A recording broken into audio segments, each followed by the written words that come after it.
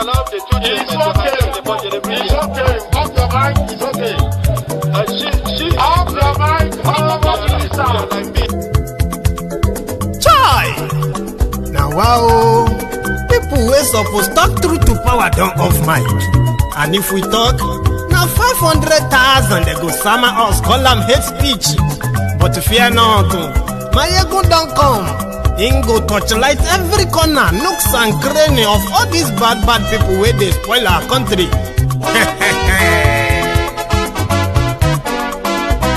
So my people make we laugh, oh, yo, yo.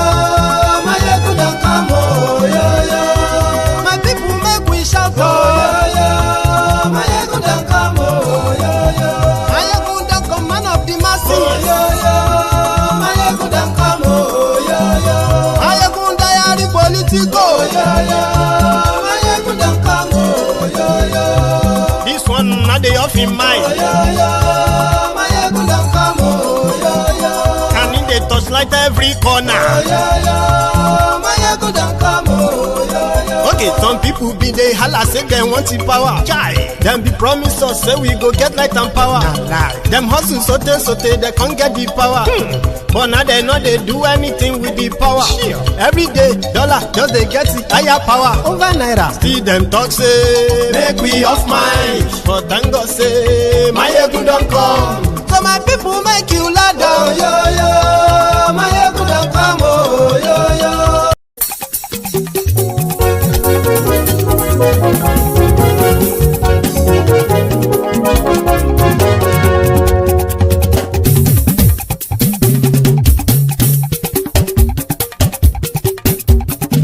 Mayegun làwa mọ̀ la mọ̀ tó dòdòdò. Mayegun diary Mayegun number one. Mayegun làwa mọ̀ la mọ̀ tó dòdòdò. Mayegun diary Mayegun number one. Mayegun ti dé o ọ̀rẹ́ ara ìlú. Mayegun diary Mayegun number one. Lórí Facebook lórí YouTube. Mayegun diary Mayegun number one. Gbogbo bó ṣe ń lọ ni Mayegun já wa sí. Mayegun diary Mayegun number one. Àṣírí ọ̀jẹ̀lú kì í bò níbẹ̀ o. Mayegun diary Mayegun number one. Bó bá ṣe eré àní Mayegun máa wí. Mayegun diary Mayegun number one. Ó sì tún ṣe eré wàá gbọ́ níbẹ̀ o. Mayegun diary Mayegun number one. Mayegun diary politico. Mayegun diary Mayegun number one. Godfatherism kò sí lọ́rọ̀ Mayegun. Mayegun diary Mayegun number one. Ẹ farabalẹ̀ sẹ́ o kẹgọ́rọ̀ lẹ́nu o. Mayegun diary Mayegun number one. Àní Mayegun làwa mọ̀ tó dòdòdò. Mayegun diary Mayegun number one.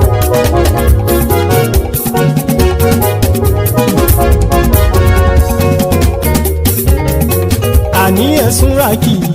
Mayegun ti dé. Mayegun ti dé. Ọ̀jẹ̀lú ẹ̀sùn rákì. Mayegun ti dé. Àní ẹ̀sùn rákì. Mayegun ti dé. Lórí Facebook. Mayegun ti dé. Àní ẹ̀sùn rákì. Mayegun ti dé. Lórí YouTube. Mayegun ti dé. Àní ẹ̀sùn rákì. Mayegun ti dé. Bọ́ bàbá gbé wúrẹ́. Àní ẹ̀sùn rákì. Mayegun ti dé. Ijó ìgbádìyẹ. Mayegun máa wí. Àní ẹ̀sùn rákì. Mayegun ti dé. Bí pẹ̀sìdó bá rúfin o. Mayegun máa wí. Àní ẹ̀sùn rákì. Mayegun ti dé. Hello there. Good morning to you. Good afternoon to you, and good evening to you from wherever you are joining us. This is Mayegun live. Brethren, thank you so much for joining me again tonight. I am trying out some new kind of like a setup So, and I'm going to also need your help. So let me know if this is clear enough. If you can hear me loud and clear. If the image is manageable, as I keep on the tryout of this visual on your screen. That is one. The second one is what we came here to do tonight. Sorry. So, and that is you reading the caption of this broadcast, the description of this broadcast. Like it, share it, invite your friends, invite your not so friendly friends. Tell them all that Mayegun today. And if you have done that as well, thank you.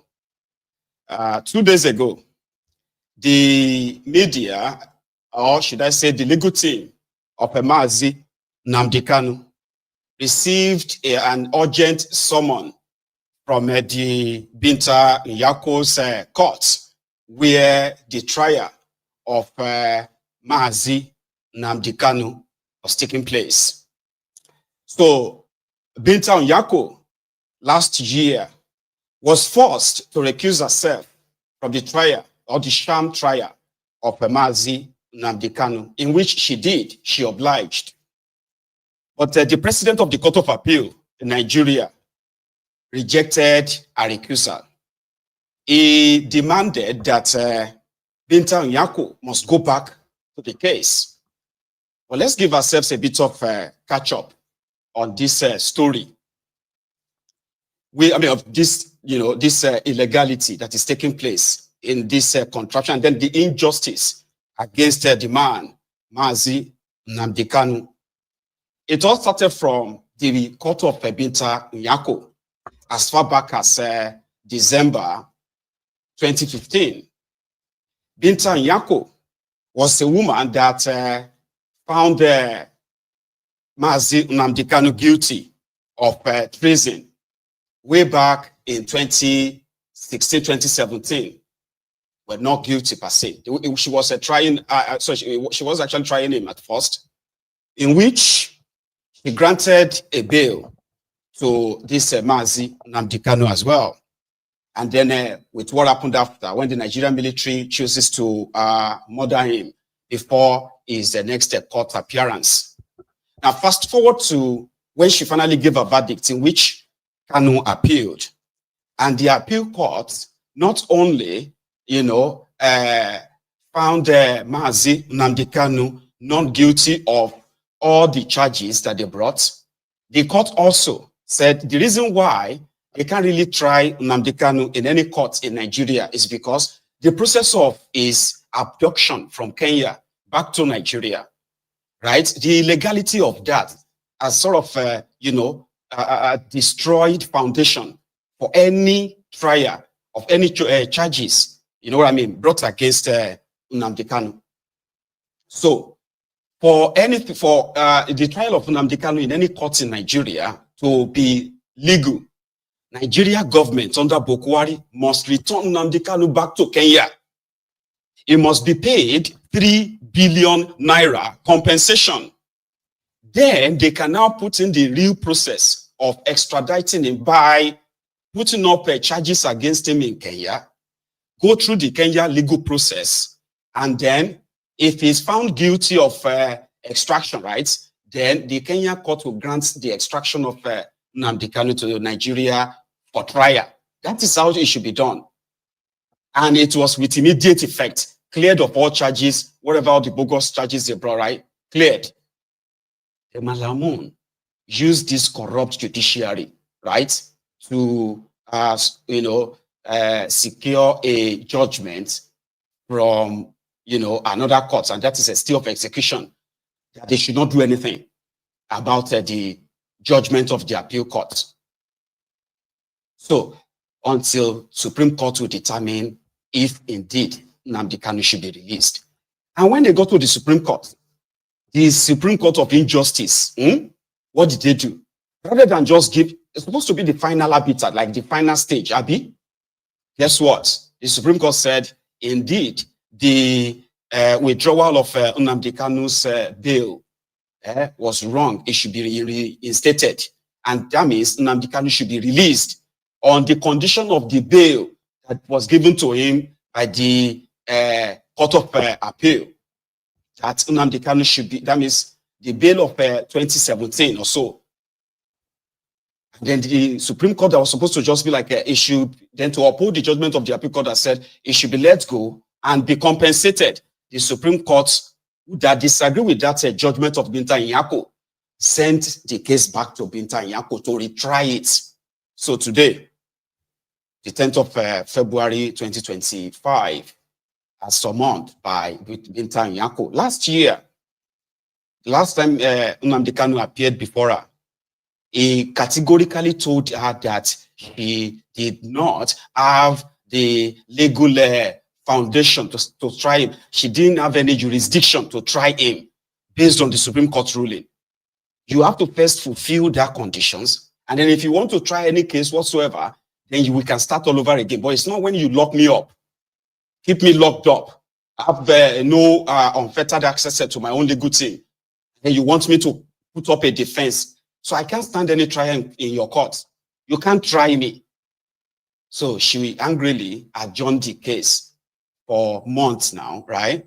So indefinitely as well, until 2 days ago when she suddenly summoned Nnamdi Kanu to court. And we were like, okay, what was this going to be about? So this morning, this is how we're going to start it this evening, okay? So this morning, around after 10 in the morning, Nnamdi Kanu strolled into the courtroom and the waiting arms of his own legal team, who were also in the and some supporters as well. So I think we should kind of capture that. And then we are going to go into what happened inside the court, inside the courtroom today. So the first part, ladies and gentlemen.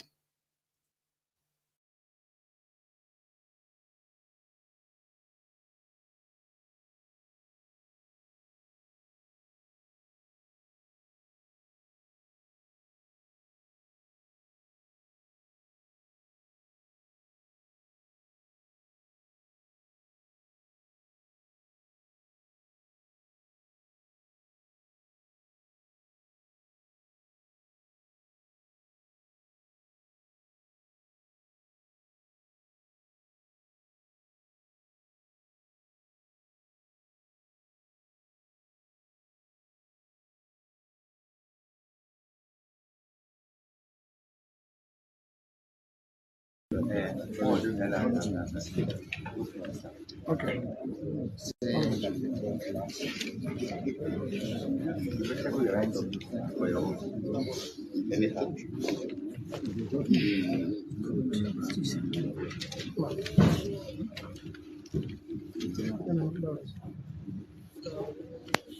Hello.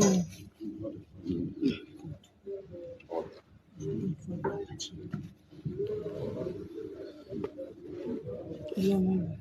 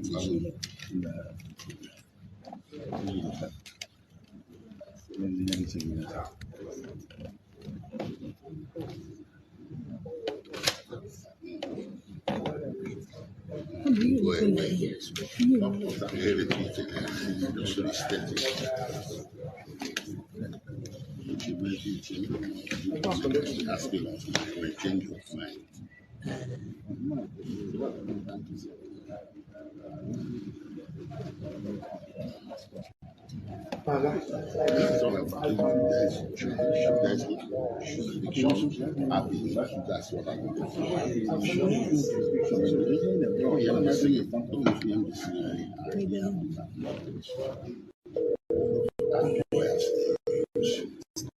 the judge, not just out of respect. It is a limited appearance.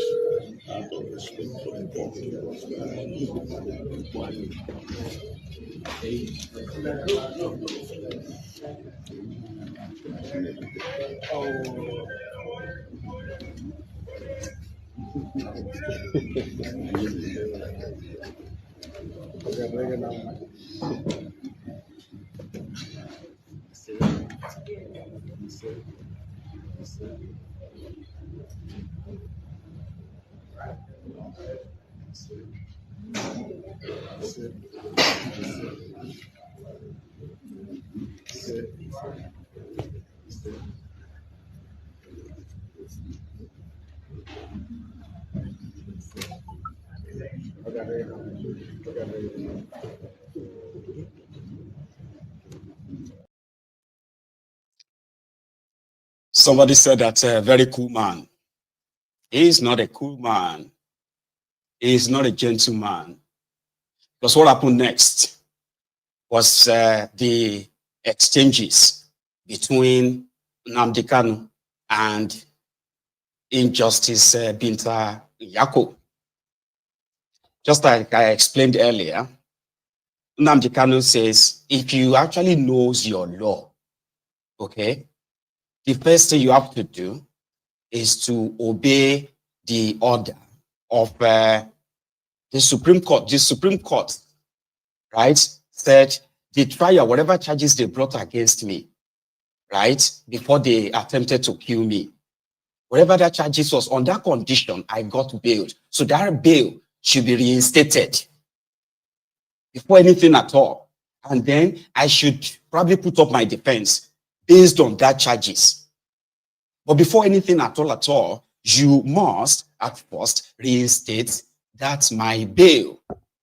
And I can then face any of your charges. It's so straightforward. But Binta Nyako was asking him to put up his defense. And if Nnamdi Kanu failed to put up his defense, what she's going to do is that he will use whatever evidence presented to her and then convict Nnamdi Kanu. And the charges against her has been amended several times. The latest one is treason. Treasonable felony, which carries maximum sentence, right? Which is death. This is what they want Binta Nyako to deliver. But unfortunately, he tried Nnamdi Kanu the first time, where Nnamdi Kanu went on appeal. And on that appeal, he won. So if you are to expect her to go and force another judgment again, based on no evidence, no what have you, right? Then that means that's them breaking their own law. This is the argument of Nnamdi Kanu. This is just a pure show of waste of time. If this is about you trying me, then you have to obey your own court order. There is a court judgment, and that's the latest one of the highest court in the land is Supreme Court. Abi? So obey what the Supreme Court said. Then you can then continue any case against me. But right now, the judgment of the appeal court, the judgment of the Supreme Court, they have both freed me. So why do you want me to put up a defense based on any new charges that you have brought against me? While the judgment of the Supreme Court is not this argument lasted for like about 6 minutes. I have a copy of that. Let's go back into that courtroom between Mazi Nnamdi Kanu and Binta Nyako today. He did me something in my case. I accused him. He was conscious official. I asked him to recuse himself. Why did the chief judge not insist I must write it? He left my case. Okay, listen. If anybody is not happy with the case, which is true, then you need to go and No, I cannot. Because I have a court order. I have a court order. You have recused yourself. I have a court order. Anybody who disagrees with this order of court, go to appeal court. That's what you tell me all the time. You have conscious official.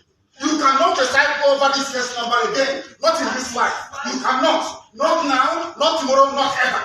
A woman here cannot force this court to preside on my case. You cannot. Not today, not till forever. You are recused and you stand recused. Tell the chief judge, Nnamdi Kanu said, go on appeal. I recused him from my case. The state recused Justice Adema from my case. I did not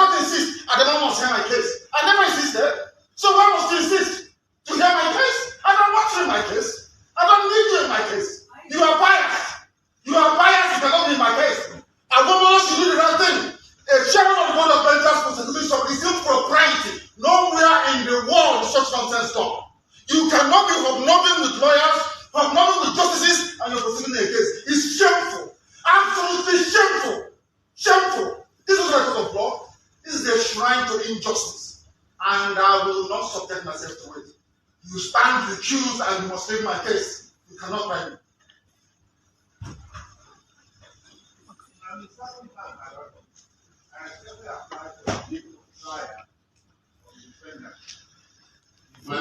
This man is not paying attention. There is an order of recusal, and he's a senior advocate, for goodness sake. There's an order of recusal. Is that not the rule of law? The law says if you disagree with this, you go and appeal. You are a grown-up man. Because of 300 million, you're behaving like a child. Go and appeal. Because of money. Because of money they're paying you from APF surface, you are here standing and smoking evil. Because of money. A grown-up man like you say you have to behave like a man of honor. The rule of law says you go and appeal. His Lordship Binta Nyako will not try my case. Not on this planet Earth, I'm telling you that now. So stop wasting your time. So that, as I said, the view of the part that the defendant has indicated that he will not make a formal application. I apply that the Lordship was a 70-day for hearing. You are not well. You are not well. I'm telling you, this is what I'm not well. This is an order of court. An order of court says Justice Binta Nyako is recused. An order of court. Order she made as an order. The same Chief Justice writing the stupid memo he's writing. I recused him. He was functus official. He sat on appeal. I took him to NJC. I recused him. Why did he not say I must sit on your case? Why in the case of his lordship is he insisting? He wants to embarrass her. He wants to embarrass your lordship by asking her to come and sit on this case. Is that what you're saying? There's an order. Give it to him. He doesn't have it. Give him an order of court. It's an order of court. Give it to him. He doesn't have it. An order. Give it. He doesn't have it. It's an order of court. It's an order of court. I ask your permission to address you. Everything. But let me tell the defendant that in everything now, there's need for wisdom. And wisdom is very important in this matter. And telling lies. It is not right for you to be insulting the teacher. If you insult yourself, I will insult you. If you have no respect for yourself, I will insult you. Because people are telling the law, when it comes to Nnamdi Kanu, you turn the law upside down. The law says one thing. If the law says this paper is white, when I go to court, they say it's black. When I say it's black, they say it's white. Is that law? I'm asking you, a senior advocate of Nigeria, is that law? Is the memo from Chief Judge, is memo from Chief Judge sufficient to set aside and a court order? The answer is no. Why do you want to change the law in my own case? His Lordship, Justice Binta Nyako, stand recused in my case. Cannot try me. Why don't you get it?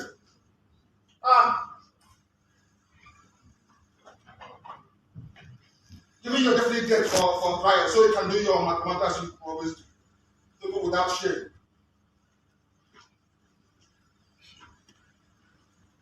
I have here before me for the benefit of Chief Awomolo because it seems he doesn't know the law. So I will tell him, this is national judicial policy of this country. Please give them a copy each. National judicial policy of Nigeria. National judicial policy. I will tell you what it says. Because you don't know, I will tell you. Talking about memo from the Chief Judge of the High Court. Judicial policy of Nigeria. 1C. I'm reading. Verbatim. In the performance of judicial functions, the judge is subject only to the law and must only consider the law. The rule of law in every common law jurisdiction in the world is that once an order of court is entered, the only way to set aside is by going on appeal. That's the rule of law. You're a senior advocate, you don't know. I will go to see. A judge must not take or attempt to take orders or instructions of any kind from anyone, even the chief judge, from anybody that may influence his decisions in the performance of judicial function. It means that his lordship, having entered an order of court, a decision.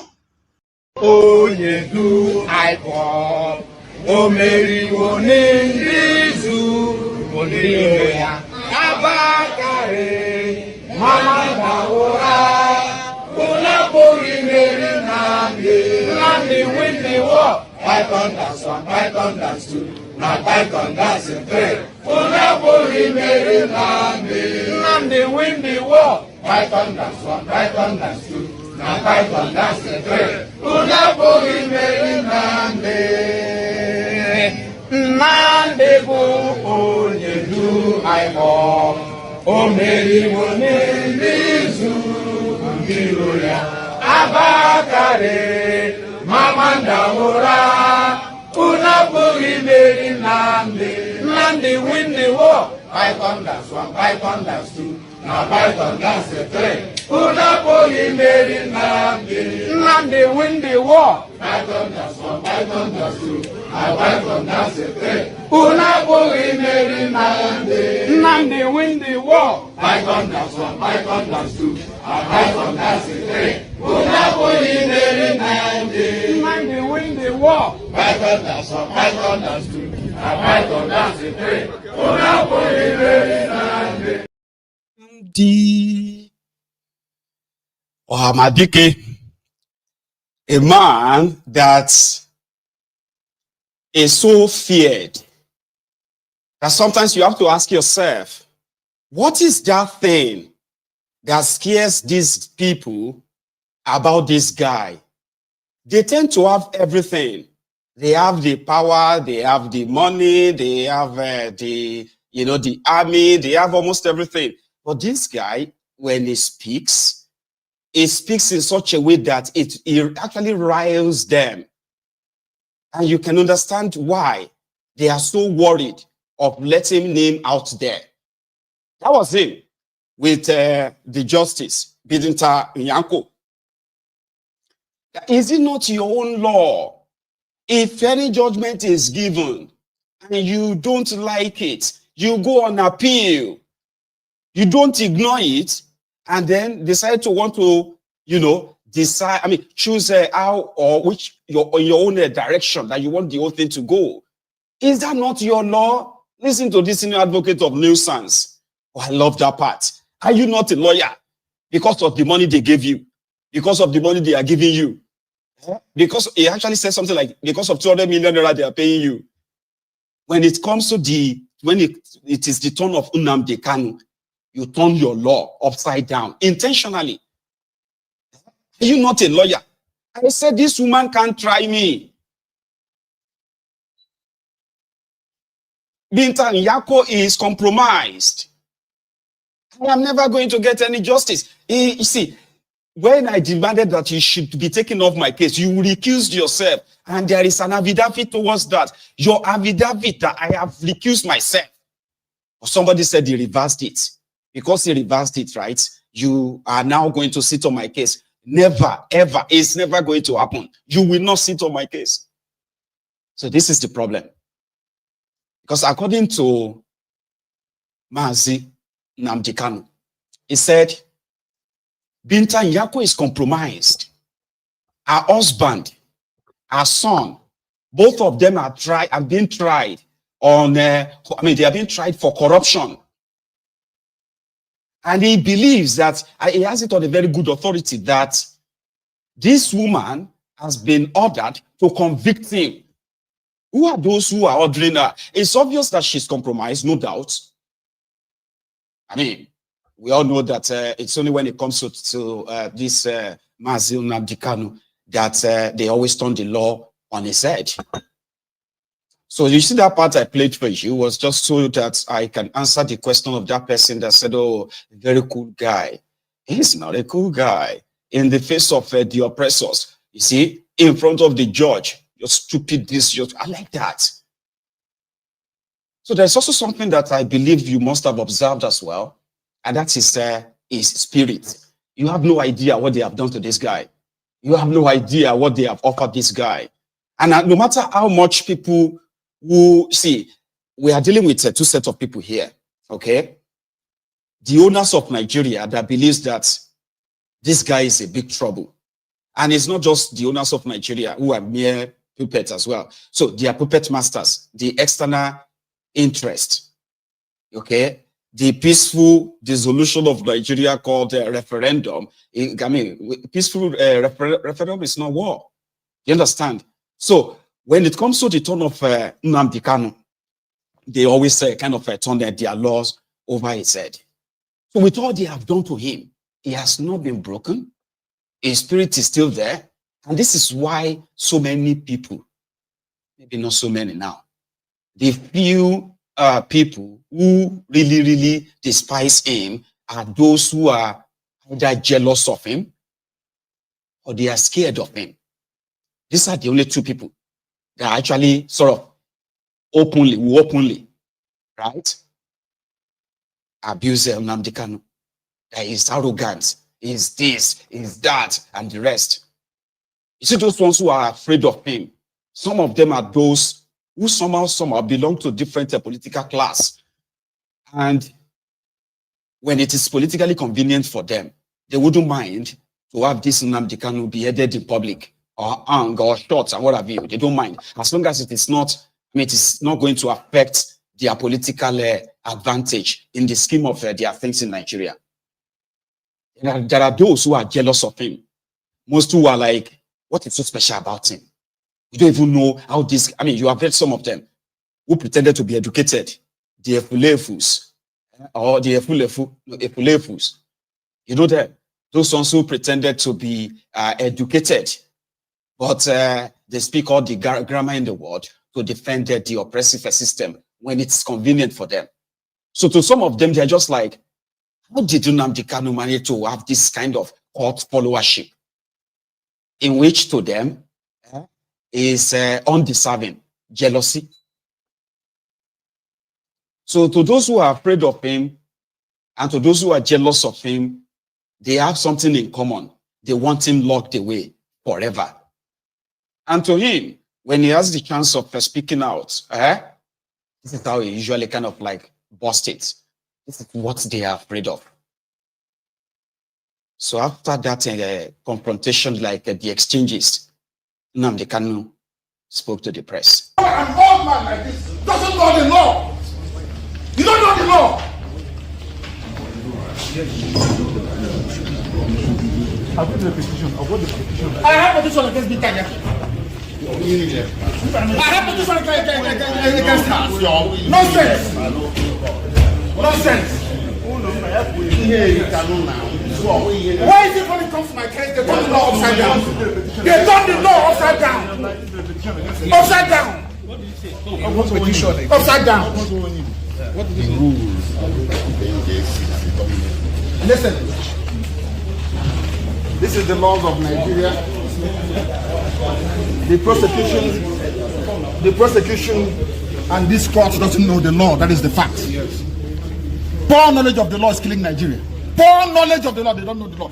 This is a federal gazetted law of Nigeria that says here that the chief judge of Nigeria cannot tell Binta Nyako what to do. It's here. It's your law. Just obey it. That is why I do what I do. I agitate for Biafra. I agitate for Biafra. My right to agitate. My right. They turned it from treasonable felony now to terrorism. Stop talking when I'm talking. Sorry, sir.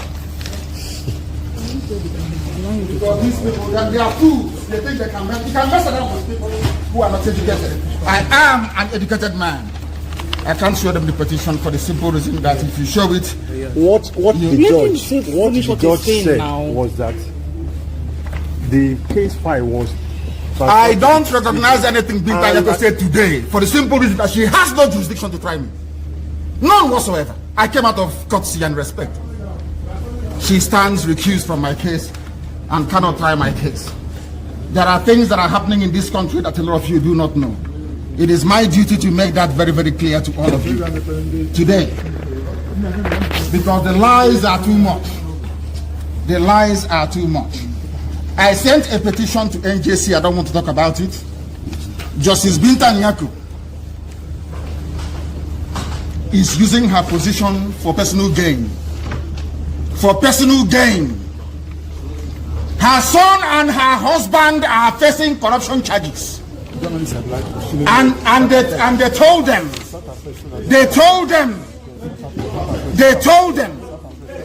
that if they convict me, this is what happens. You can see it. They don't want the truth to come out. Nobody wants the truth to come out. Nobody wants the truth to come out. Nobody wants the truth to come out in Nigeria. That's the problem. Who is that person? Who is that person?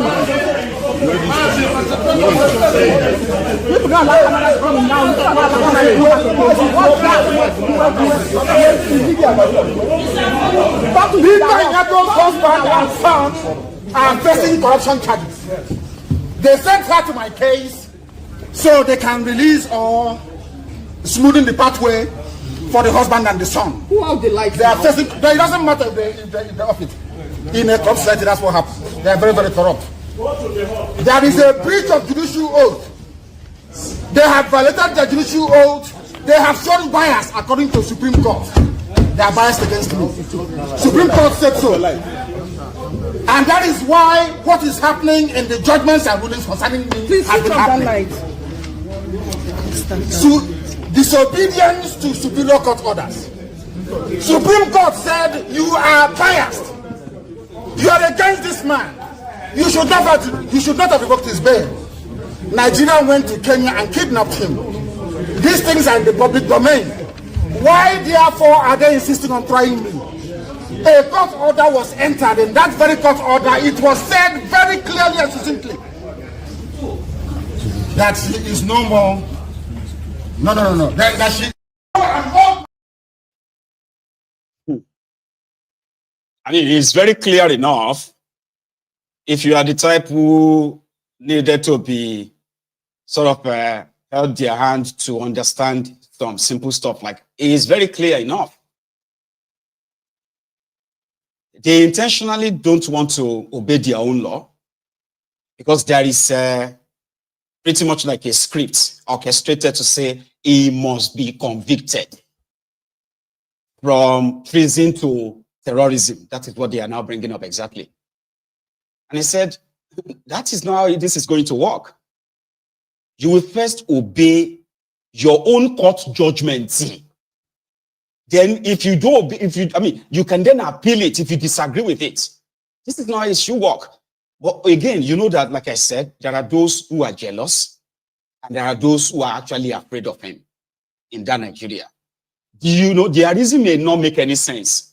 For example, if you look at the Northerners, who are possibly somehow from nowhere, decided to show so much hatred towards him. All right.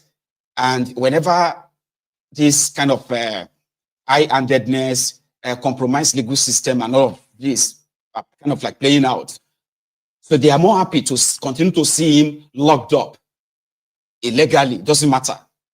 So when you now kind of try to probe and say, what exactly would you say Nnamdi Kanu did to them, or Nnamdi Kanu's agitation has to do with them that will make them so emotionally invested in this illegality? Seriously, you have nothing. They will have nothing to tell you. Their own is that he shall remain there. Why are they afraid of him? They will tell you that they are not afraid of him. They will tell you that, they are not afraid of the Biafrans living and the rest of that. But when you ask that, why are you happy to continue to see illegality perpetrated against this guy, your own court judgments being disobeyed? How does that make you feel? Right? They will have no real reason, no real, sensible explanation for it. But after that, of course, Binta Nyako, the compromised, corrupt judge, decided to adjourn the case again indefinitely. So indefinitely means he may not even, I don't know, maybe they can use another judgment to force her to kind of like open a court or something. I don't know. But indefinitely means they may not call Mazi Nnamdi Kanu again for like another few months. So, and this is what they actually wanted. Keep him somewhere and see how much debt, how much kind of like, useless evidence we can put together to, let's just keep throwing everything at him maybe one will stick. But the whole process is, the whole trial is a sham. The whole trial is, is pretty much like a fraud at this point. So everybody knows where the end result, the result they wanted, which is the result they are not getting. Already kind of compromised the whole process. So therefore, Mazi Nnamdi Kanu remains the prisoner of conscience. Consciensus Omoyele Showore was also there today. His own reaction. We are done. Go back to your office now. You are done. Go back to your office. There's no need to for fight. No. Hey. Stop it. No. Stop it. No. Come on. Go back. Hold on now. Hold on. This is not your office. This is your office. You don't mean it. What is the outcome? You know, they can't say call police. There is no name to not call the police.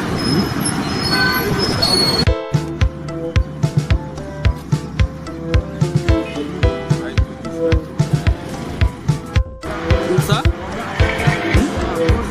Okay. I'm not snapping.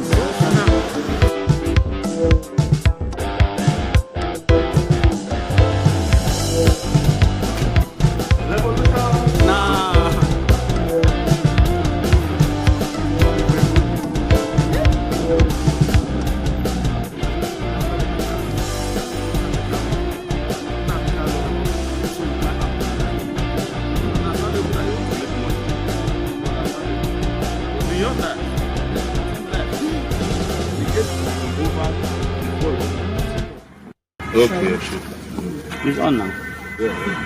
So are we good? Yeah. That's good. Yes, sir. How do you react to what happened in the court today? First and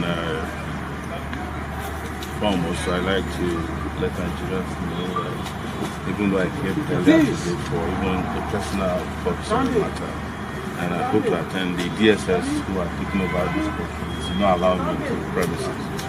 But I've just been briefed by the able-led lawyers representing Nnamdi Kanu that he totally and thoroughly exposed the Nigerian Judiciary today, the underbelly of the judiciary. And we didn't need to get to this point. We had warned from the beginning when this trial started, this farcical trial, that you cannot try a case that is not triable in the court of law. People who are aspiring for freedom, which is recognized worldwide, is recognized by laws and treaties. It's even recognized, I think, by their 1999 constitution that every Nigerian have the right to associate with whomever they want and express themselves freely. And these are cases that has become a bone in the neck of Nigeria because Nigeria refused to purge itself of a war that was needless in 1967 and that ended in which they themselves declared that there were no victors, no vanquished, or no victor, no vanquished. But the victors continue to vanquish their victims. So I am here to say once again that if there's anybody who has sense in the government, today is the final day to sit down and release Nnamdi Kanu and stop wasting Nigeria's resources on a trial that you know cannot go anywhere. This trial has gone through all the courts of the land, except maybe I think it went to a magistrate court at the point when they first started this charade. Yes. So what is the implication of this? The court cannot adjourn a case in which it has no jurisdiction. The judge has already made an order, a consequential order, that she has recused herself from this trial the last time. So you cannot not assume jurisdiction over a case from which you have disqualified yourself. That is a very simple legal maximum. So, and she also cannot be a judge in her own case or court. She has been indicted by Nnamdi Kanu and the lawyers that she's not fit to be a judge in this case. So, adjourning the case is irrelevant. But I guess maybe she adjourned the case indefinitely to allow reason or oxygen to bring it to the brain of the people who are running Nigeria. Hopefully, they will, within that period of time, resolve this matter. I won't even say in the interest of justice, it's in their own interest. Yes. So because the Supreme Court and other courts have resolved the matter in the interest of what is limited justice in Nigeria. Yes. Thank you so much. Thank you very much. Yeah. Imagine if Mazi Nnamdi, he was denied access to the courtroom earlier today. And again, I don't know how much they now pay or they now spend in bringing Nnamdi Kanu out of their DSS detention. On the last, in the last run, they told us that it cost them 500 million naira to bring Nnamdi Kanu to court every now and then. So I don't know how much it is right now. So yeah, the injustice continues. And indeed, Binta Nyako, which if you are, you should be more clearer about the whole thing right now, Abi, because it is Binta Nyako that ruled by recusing herself. Now, she can't at the same time, reappoint herself, even if the appeal court president also rejected her recusal. Rejection is not going to be the case. It's going to have to be like an appeal. And she can't, by any means, right, be the judge in her own case. So she has no jurisdiction of trying Nnamdi Kanu. And because of this, again, like she already said, adjourned indefinitely. Number one, she doesn't even have the right to adjourn any case at all. A case that she doesn't have any jurisdiction in, therefore, doesn't really count for anything. So we shall continue, right, to demand for the, the release of Mazi Nnamdi Kanu. And to those of you who probably want to see him or you want to see him remain in illegal detention in that contraption, there's something you should know. For those of you who are irregular, if you are been a regular listener to Nnamdi Kanu, you remember he once said this was going to happen. Are we all prepared for this very change that is about to come? Are we mentally tough enough to withstand all the garbage that will be thrown at us? Are you strong enough to jettison every emotional consideration that has to do with tribe, ethnicity, or religion? Once we are able to overcome all of this nonsense, believe you me, this very next phase of revolution will stand and stand very, very strongly. Everybody knows that Nigeria is a scam, a very big one at that. Nigeria is being run by Mazi Nnamdi Kanu. So to those who probably dwell in the pool of iniquity, lies, propaganda, and the rest, then you may have your day just as it's been the modus operandi of the ruiners of Nigeria, like they did try with Dele Farutimi, lock him up somewhere and begin to try to change the narrative. Unfortunately for them, right, those who are like the listeners of, the listeners to Nnamdi Kanu, the followers of Nnamdi Kanu, they are more like intelligent, right, politically in this, in this matter, this as it is, than those who are pushing their propaganda in Nigeria. People now have a reason, right, to question everything they see, they hear, or read these days than those who choose not to, because they are more comfortable being led by the propaganda sponsored by these rogues. The bottom line is this. They want him to kneel down. They want him to bend the knee. Kiss the ring. Betray his own cost. As some are already saying, what is the essence of this? What is, you know what I mean? People have died. But one thing they've not succeeded in doing is to weaken his spirits. Something that really cost them. They proposed before that they were going to try him in camera. Trying him in camera simply means that, there will be nobody in there. It will be like a secret trial. The eyewitness or the witnesses they will present, they will testify in camera. And all of that's just like a sham trial. And then they can release a judgment, which in their mind, they can possibly execute, quicker or faster than the last time, you know, somehow. But unfortunately, they have not been able to break this man. And like I said before, we shall continue to monitor the developments, okay? So immediately after the denial of access to Mazi Nnamdi Kanu's sham trial today, Omoyele Sowore also went straight to the police detention post. I think they are called the RRS, Abuja. Remember that young man that was kidnapped by the Nigerian police on behalf of Pastor Eroboye, C. King. Meanwhile, his name is Olumide Ogunsanwo, right?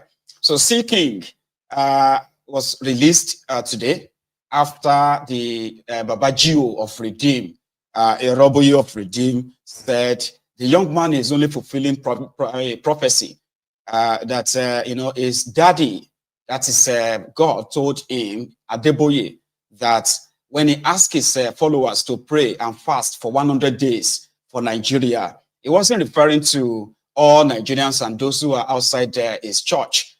He said they were specifically message for his own followers. So that the young man that asked him to join the street protest like he did during the Jonathan's time was only fulfilling prophecies, because God told him that there will be mockers. Arranged and Lamba. So it is to tell you that the police, they have released Olumide, C. King, and Sowore, and Sowore, Deji, Inibehe, and a few other lawyers were there, Aluta lawyers. They were there to receive him. You can't take our phone. You can't take our phone. You can never take our phone. We are. Is this your property? Is this your personal house? Come here, Jerry. We are not snapping. These are our compounds. Yeah, it's on live. Live. So, ladies and gentlemen, we have just released our brother Seeking from the police force intelligence department, where he has been detained for almost 4 days. Apparently, on the orders of GO of Redeem Christian Church, but the GO has denied they had no hand in it. And accordingly, as we called on the police, they have done the right thing, which is to release him to us. Initially, they asked for civil servant level 12, but we told them we are not doing civil service again. Anybody that we cannot bail on our own recognition gets it. So they have done accordingly. And the Seeking is a free man now, and he will be joining his family very soon. We urge those who brought him to Abuja to also pay for his ticket to go back to Nigeria with immediate effect. So we just want to thank you. Seeking, a lot of people have followed you and assisted you and worked. A word or two to them. Big shouts to everyone that came through. I thank you all for the support, the love that you have shown to me. And I promise you all that I will not disappoint you. You don't look at me like maybe I will stop doing this. They have advised me, but I don't need your advice. So we are still on it. This is not my phone. When I have my phone, you hear another vibration. Yeah. They're outside for life. I'm in it for life. So that's yeah, big shouts to everyone. I appreciate it. But one thing I need to let you guys know is that these people don't like us, you know, and I need to let them know that I don't like them too. And so yeah, I'm here, and I'll be seeing they respect us. They don't like us. We don't like them too. I like that part. So we have been running this kind of a visual in the last hour. So I want to use this mini break before we go to another thing to ask you, what do you think, brethren? What do you think about this visual, this dark background, or what do you call it? Sorry, one second. So what do you think? Do you think we can leave it on like that for some time? Right? So the audio and the video, what do you think as well? I'm still kind of like testing the whole thing out, okay? I'm still trying to, I'm going to probably put the camera, choose the second camera angle so that we can have a chat in a way that it can become more unique and all that. I want to make sure that the video, the whole, it is sync and then everything is fine so that we don't, I think I have this part. There's a part as well. Quickly, sorry. So there's a part here, one sec, where I can actually have a background. Some people felt like the background can be distracting. So what would you say? You don't like this? No background. Somebody said they don't like it. Well, if the majority says it's fine, so that means we are going to stick to this for a while,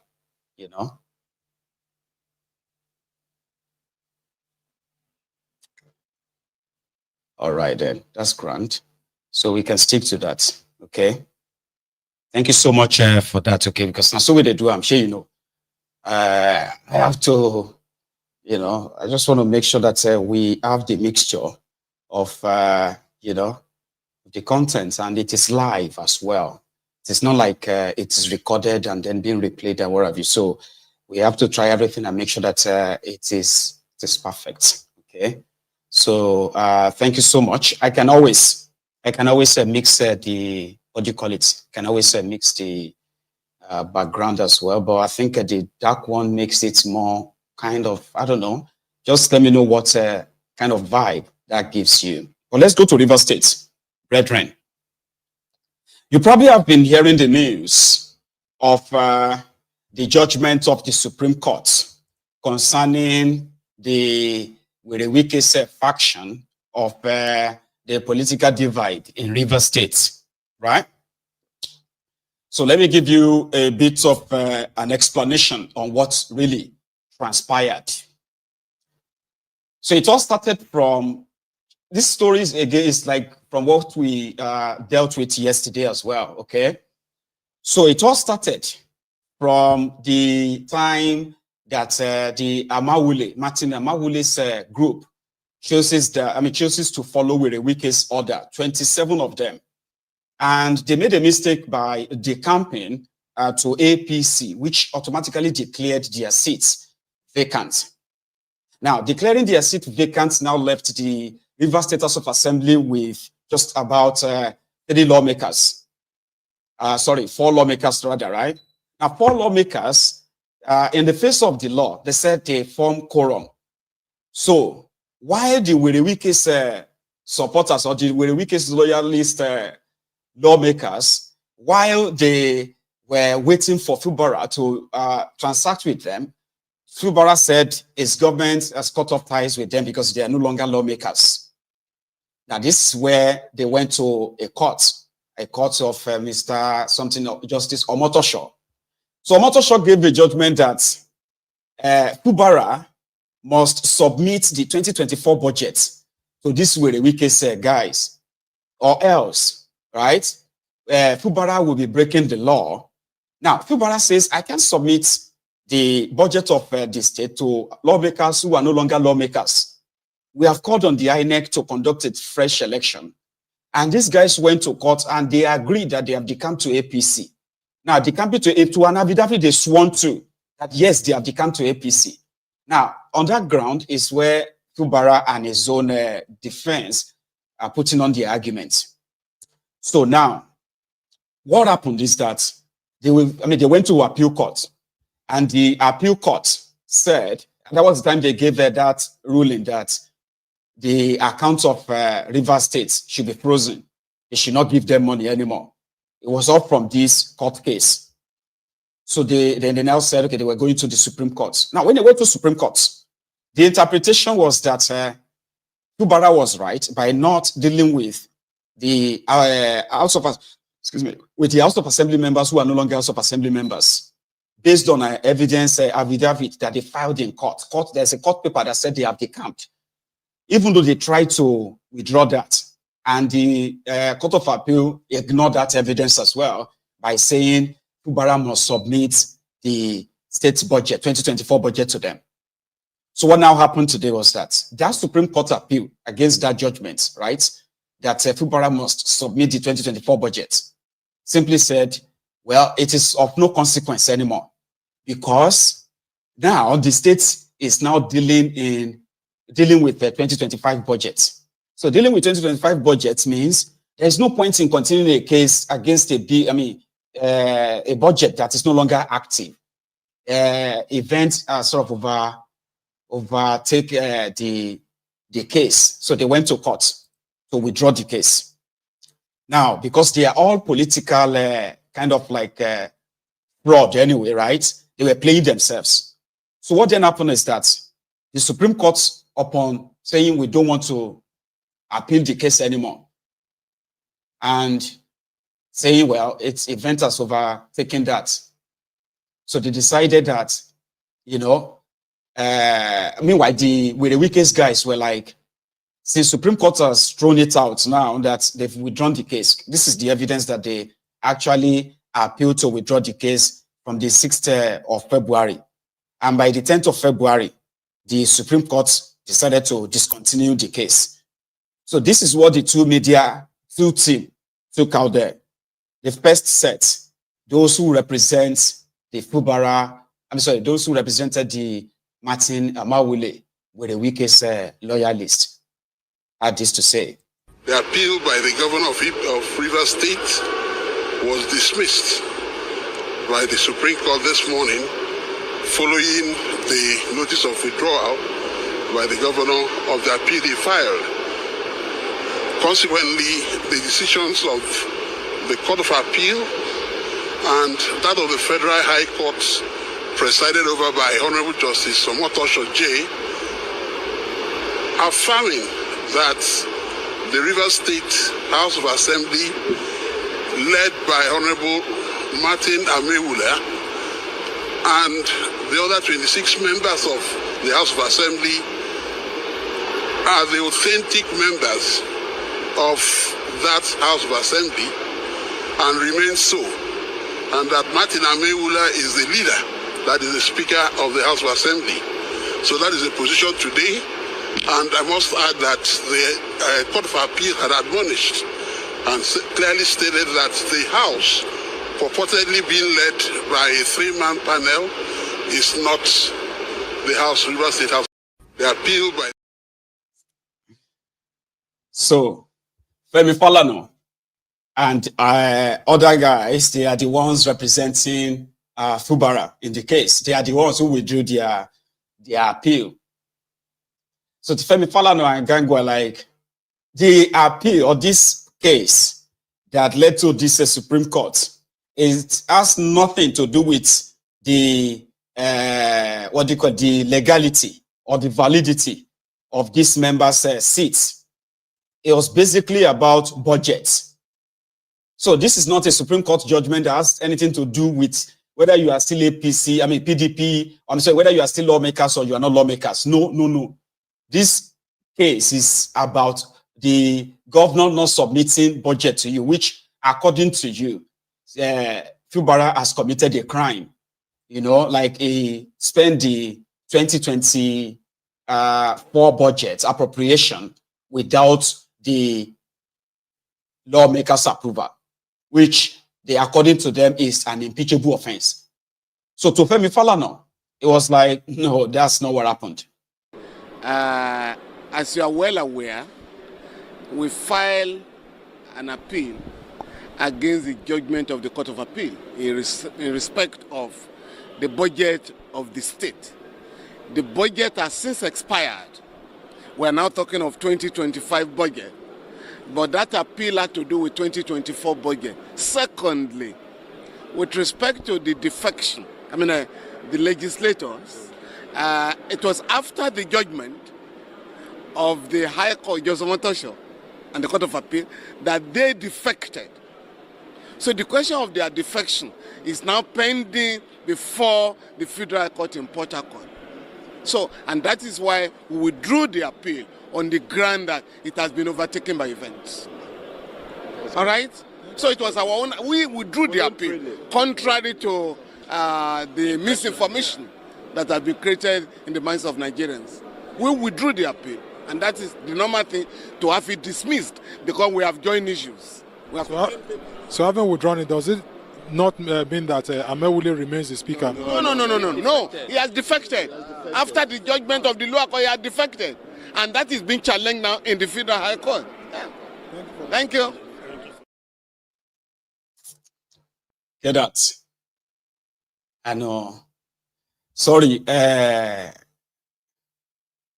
Roses and Charles, you want me to remove the dark background? Why? You want to see everything inside this room like we used to have? But we are trying something new, you know, like we're going to take a poll, okay? We get to know those of you who feel like, no, just keep that.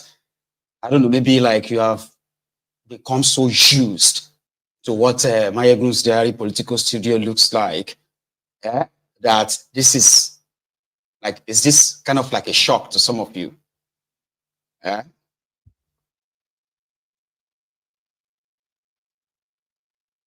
Anyway, like I said, we're just trying it out, okay? If majority of us feels like, no. Of course, I'll change it.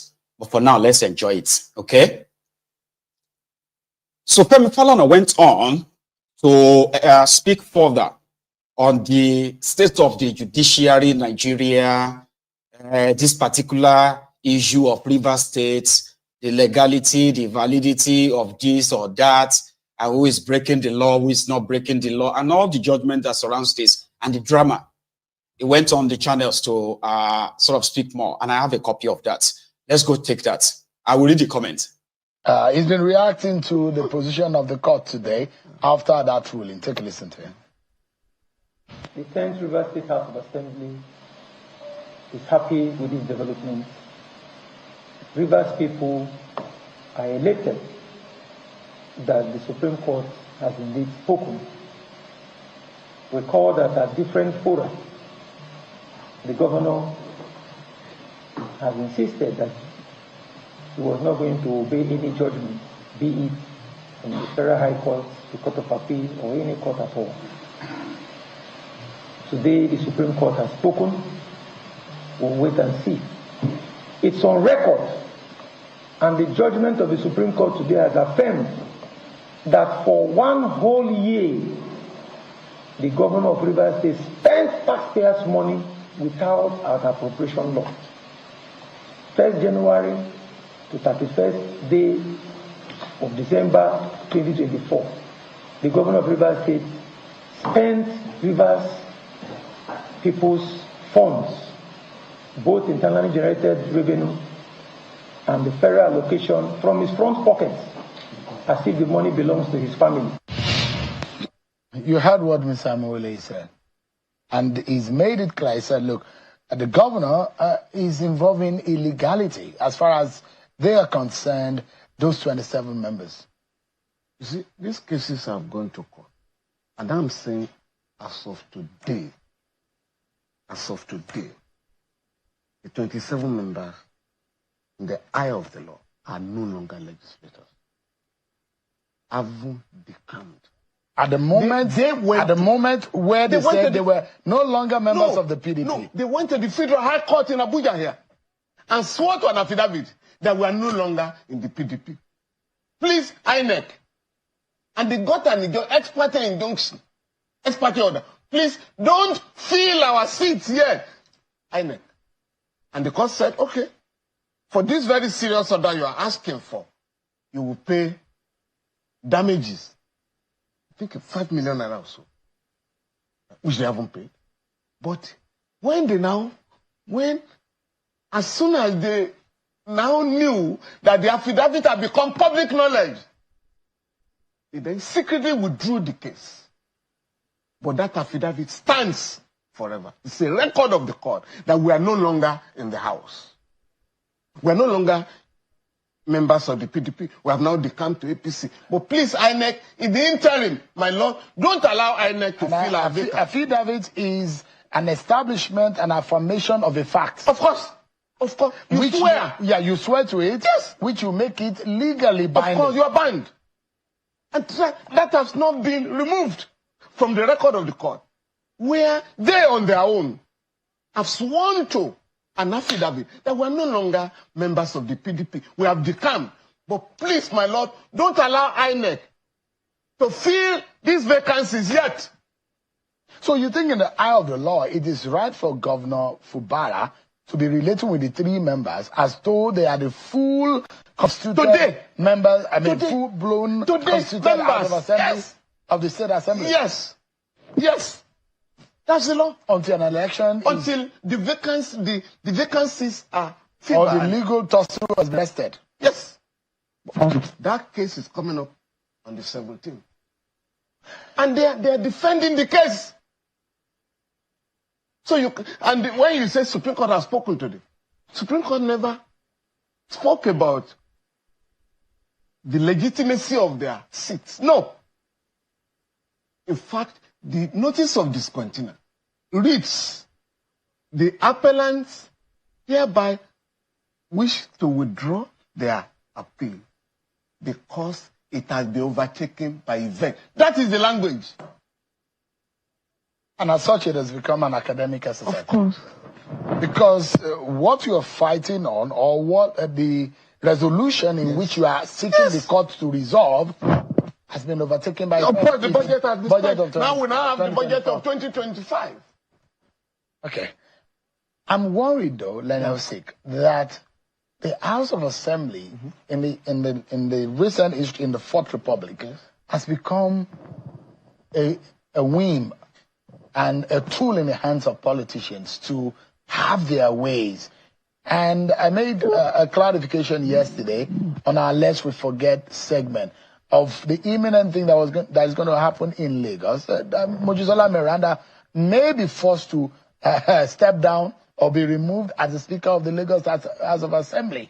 And we've seen this happen over and over and over again.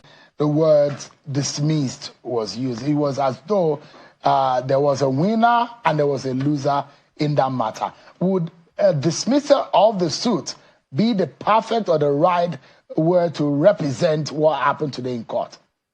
Well, what happens in court? Again, I was in court today.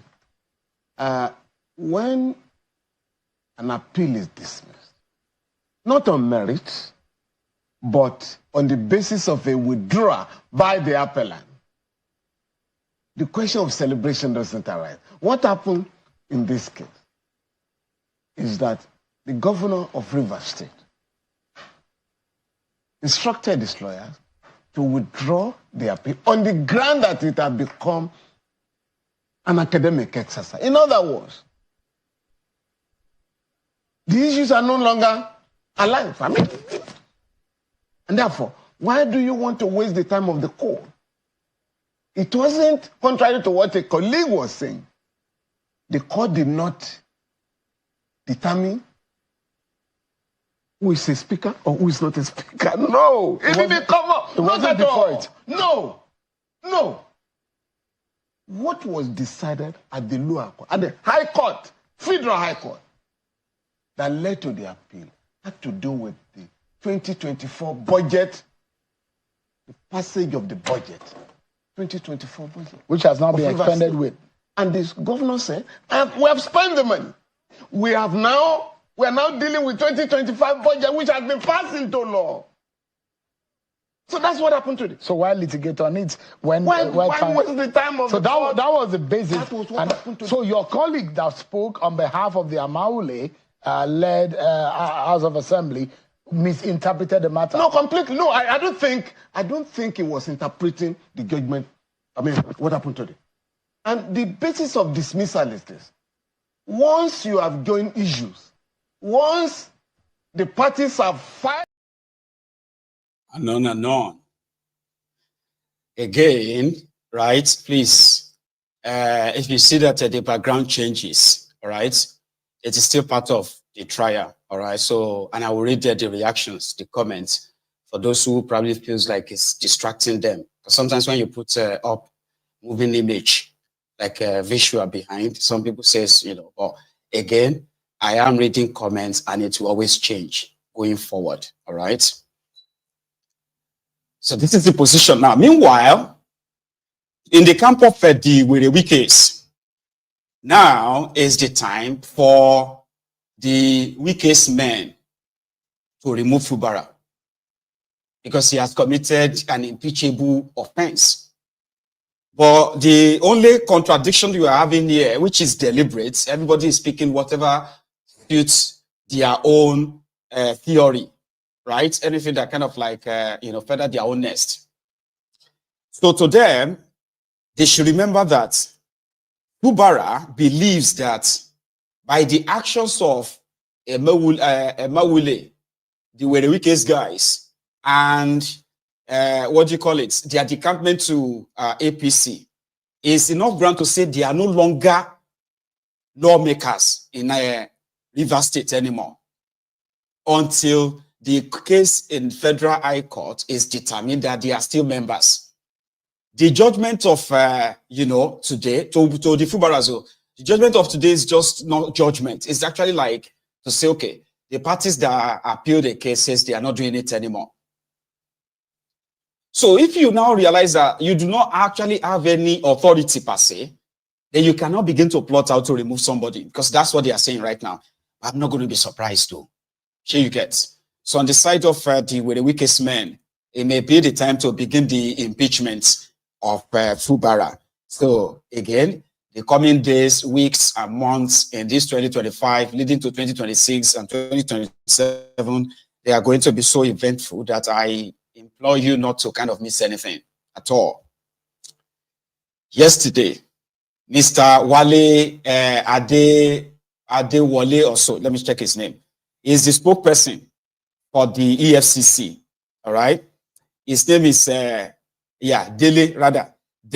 Oyewale.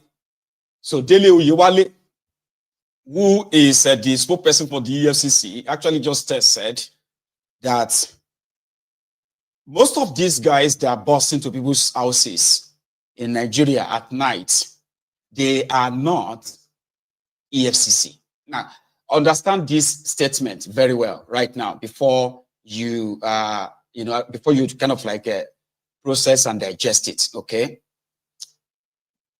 Last month, a member of the EFCC squad, they broke into somebody, an alleged internet fraudster's house in Anambra.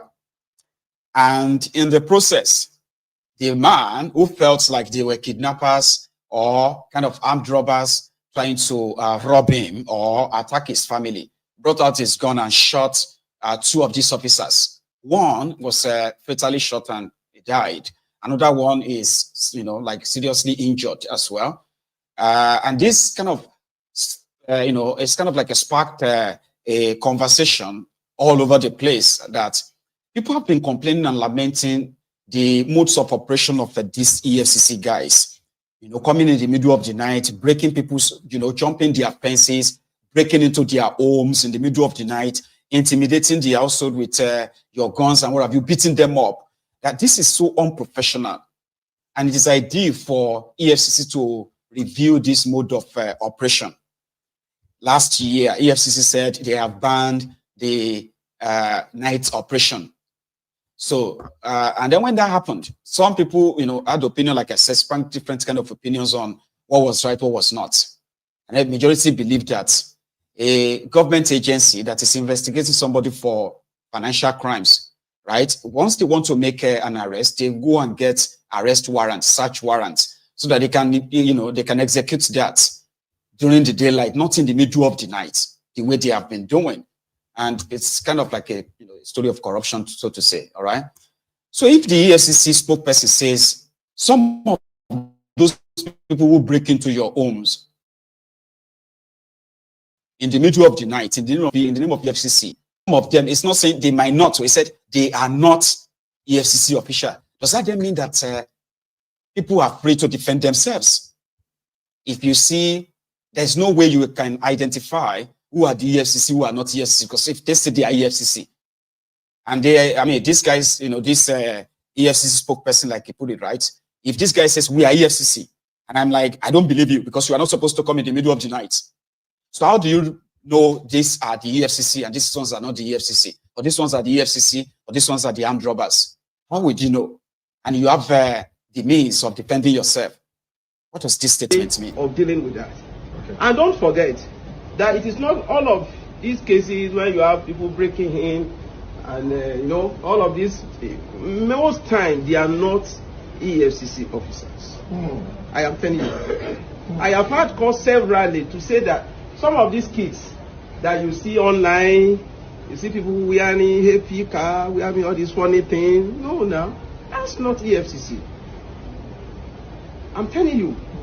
But people do that to discredit us, and we have been shouting and shouting and shouting, I can't recollect how many press statements I have written to say that all of these people, they are not from us. Now, if someone comes and he says, oh, I am from the EFCC, ask him to establish his identity. This is a country where people don't interrogate. They don't. You cannot tell somebody with power.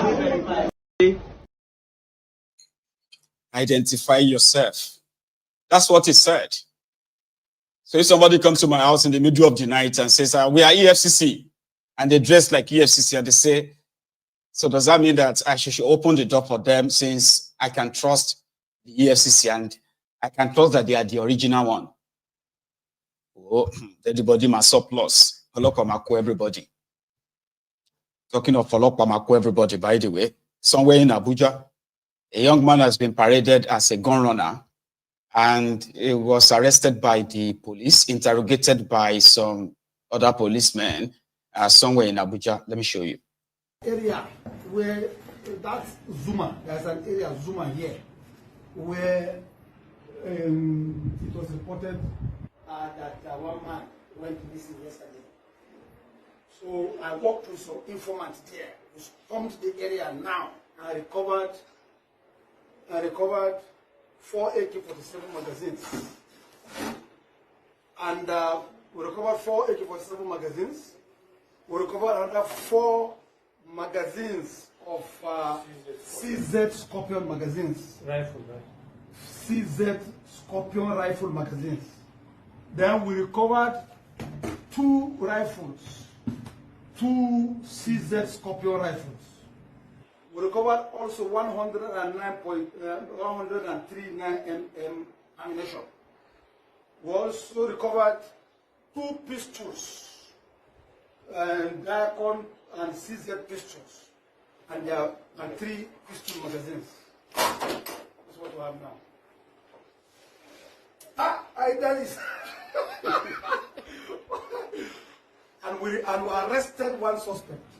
This suspect is a Fulani man who is believed to be orchestrating the dark criminality along that area. One Aliu, it appears I have his ID card here. He's an immigration man who was in the military before. So he was dismissed. He was dismissed, and I think he's the kingpin.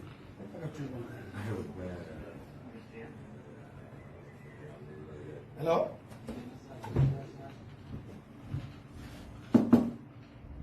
Hello?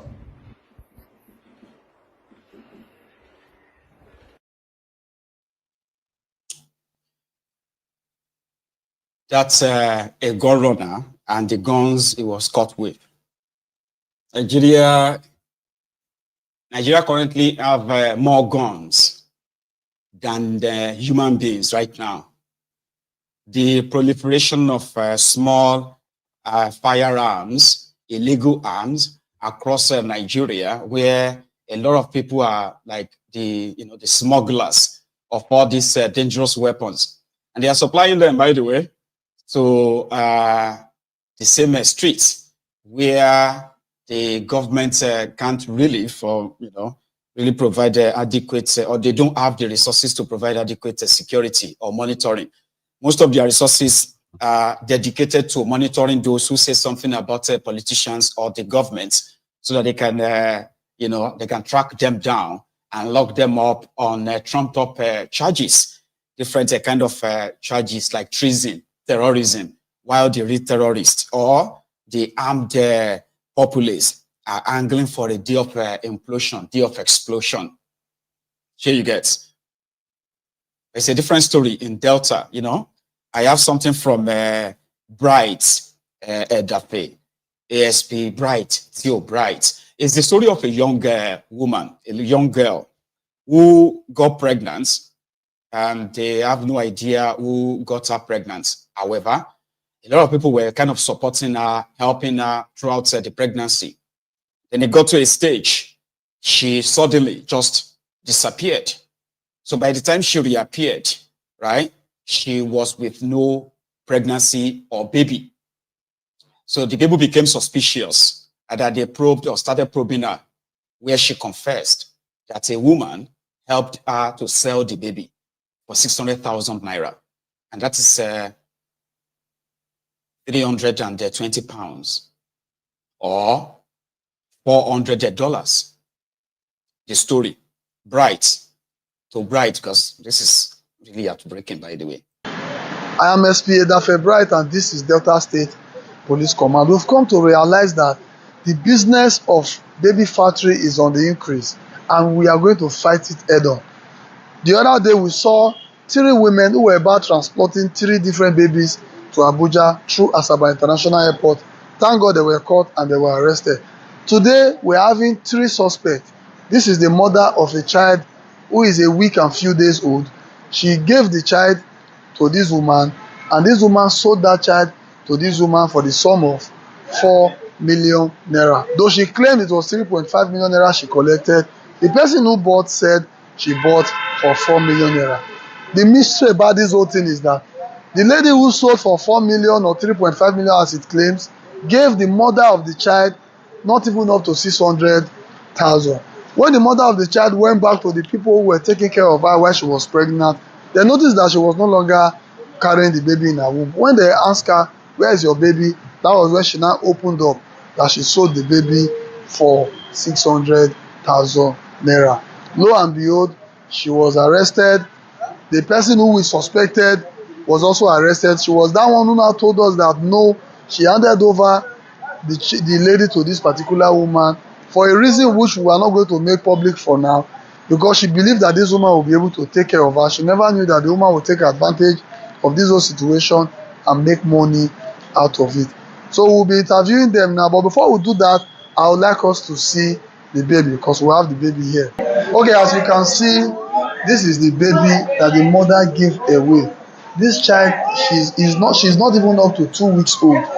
The mother gave this child away without being breastfed. I asked the person who bought, and she said what they intend to do is to grow the baby with baby food. This is the baby that the mother is alive. Well, I don't know what we are turning into. Let's go and interview the mother of the child, the seller, and also the receiver. My friend, what is your name? My name is Rachel. Try and be audible. My name is Rachel. Rachel, you are from where? Asaba. How old are you? I'm 25. How many children do you have? I have one. One? A boy. A boy. This one you just gave birth to is, what's her gender? She's a girl. Okay. Then when did you give birth to this baby? 27. 27. Okay, so why did you give the baby away? I give the baby away because I'm the only one that takes care of the father of the child. Denied me. So, okay, the father of the child denied you. Yes. Okay, who took care of you when you were pregnant? I took care of myself. I struggled because I was going to people's compound to clean, to do some chores. I'm the one that took care of myself. Okay, so who took you to this lady now? It was one Miss Patrick. Okay, one Mrs. Patrick. Okay, when he was taking you to her, was she aware that you wanted to sell the child? I told her that let her help me, that I don't have, my hand is not strong enough to carry 2 babies to be training. Okay, how much was your child sold?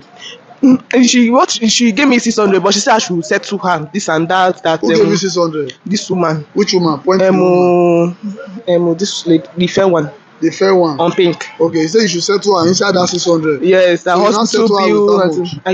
And I gave her 30. You know, so what came to you now is 570,000. Yes. Okay, I will come back to you. Madam. How much did you sell that baby? 35.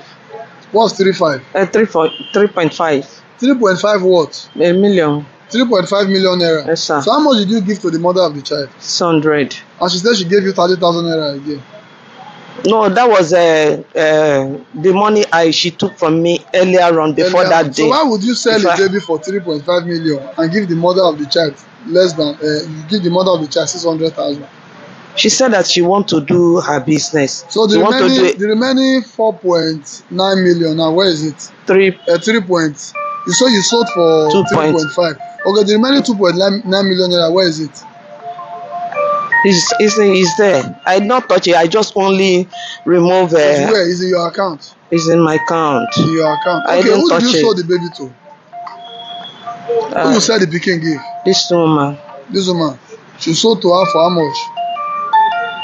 3.5 million naira. Okay, this child, how old is this child? A week 1 day now. I think 11 days. Does it make any sense to take a baby from the mother, a child that is supposed to be going through the process of breastfeeding? She said that she don't want to breastfeed because she want to remove she don't need that relationship. Okay, don't you know the legal process of giving up a child? I knew because I gave her. I knew that I gave her the paper and I called you gave her which paper? I gave her. You are the one that want to expose yourself now. You understand? I was doing. So, you are the one that want to expose yourself now. You understand? And you know what I'm saying? What I am saying. One thing is to commit a crime. One thing is to know that you have committed a crime. One thing is to do bad, and one thing is to realize that what you have done is bad. You sold a child for 3.5 million and you gave the mother 600,000. Okay, ma. You are from where, ma? I'm from Ika. Ika. So how did you approach this woman here that you wanted the child? When there is a lady in my area that I told her that I want to adopt a child in a legit way. In a legit way? Yes. Okay, then well, she now said, in as much as you would like us to tell us many things, most of those things will be in your statement because I'm managing time. Just tell me for short, how much did you pay for that child? 4 million. 4 million. Who did you give the money to? This lady. Touch her. Okay. So you gave her 4 million naira? Yes, sir. Okay. And she told you the child was how old? She said he's a day old. If you really want to get a child through the legal way, who told you that you have to pay so much to get that child? What are the documents you signed before the child was given to you? She told me that the document is in process, that she will bring it. Then later, she were you taken to any orphanage home or were you taken to Ministry of Women Affairs in the whole process? No, she told me that she... Forget about what she told you. Were you talking to any of these offices before the child was given to you? No. Okay, thank you. You say you are from where again? From Ika. Ika, how old are you? I'm 42. Do you have a husband? Yes. Is he aware of this thing that you did? I told him. Okay. Okay, well, because I'm trying to manage my time, I will not be able to go into the entire details through this interview, but to the long and short story of it all is that little baby you see is just less than 2 weeks old, and the mother gave away the child, according to her, because she cannot take care of the child and the father.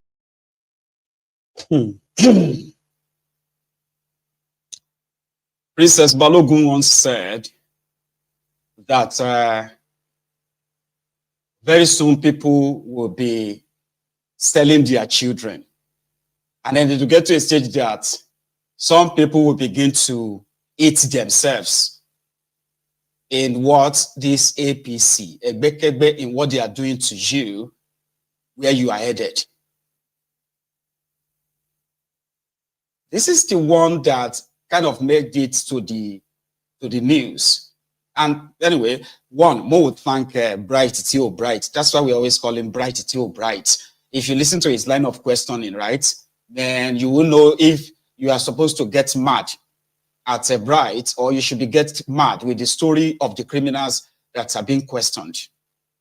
That's why we call him Bright T.O. Bright.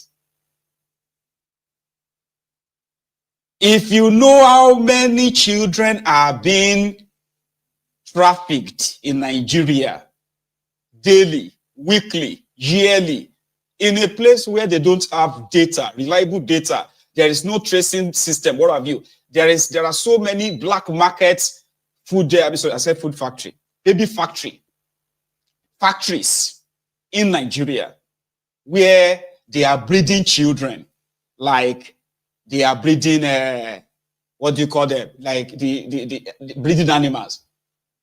And the market is so flourishing that there is no background check on the people who are adopting these children.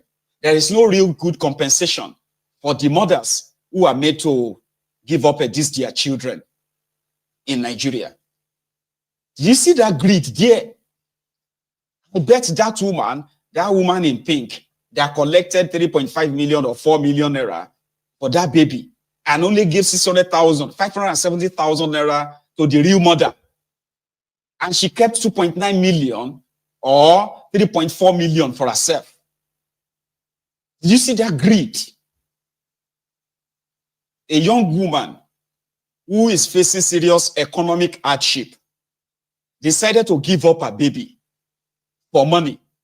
And you that is helping her, you were ripping her off. And you were ripping her off that, if you put it in percentage, I say, what is that percentage? 600,000 naira to 4 million, 3.4 million. That is more than 70% of the money. It's like about 85% of the money. And this is a market in Nigeria that, poverty.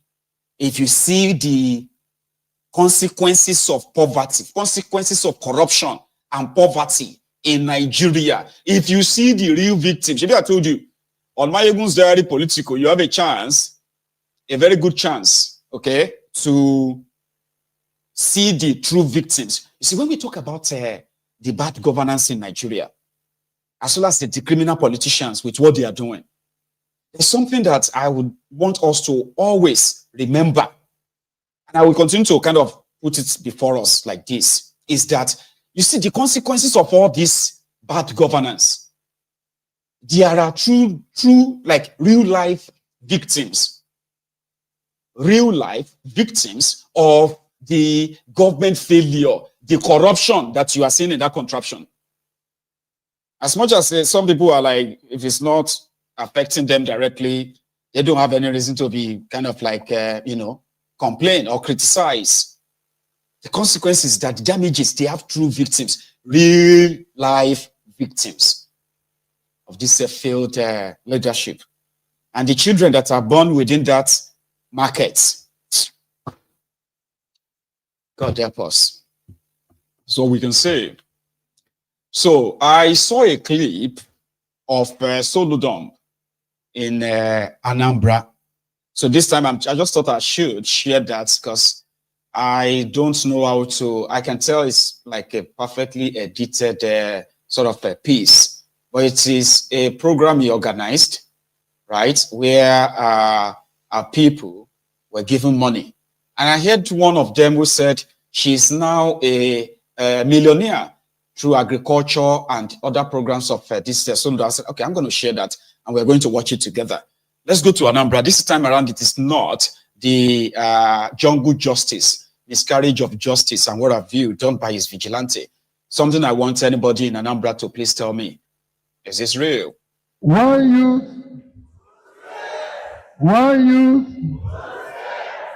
ndị a na-empower tata.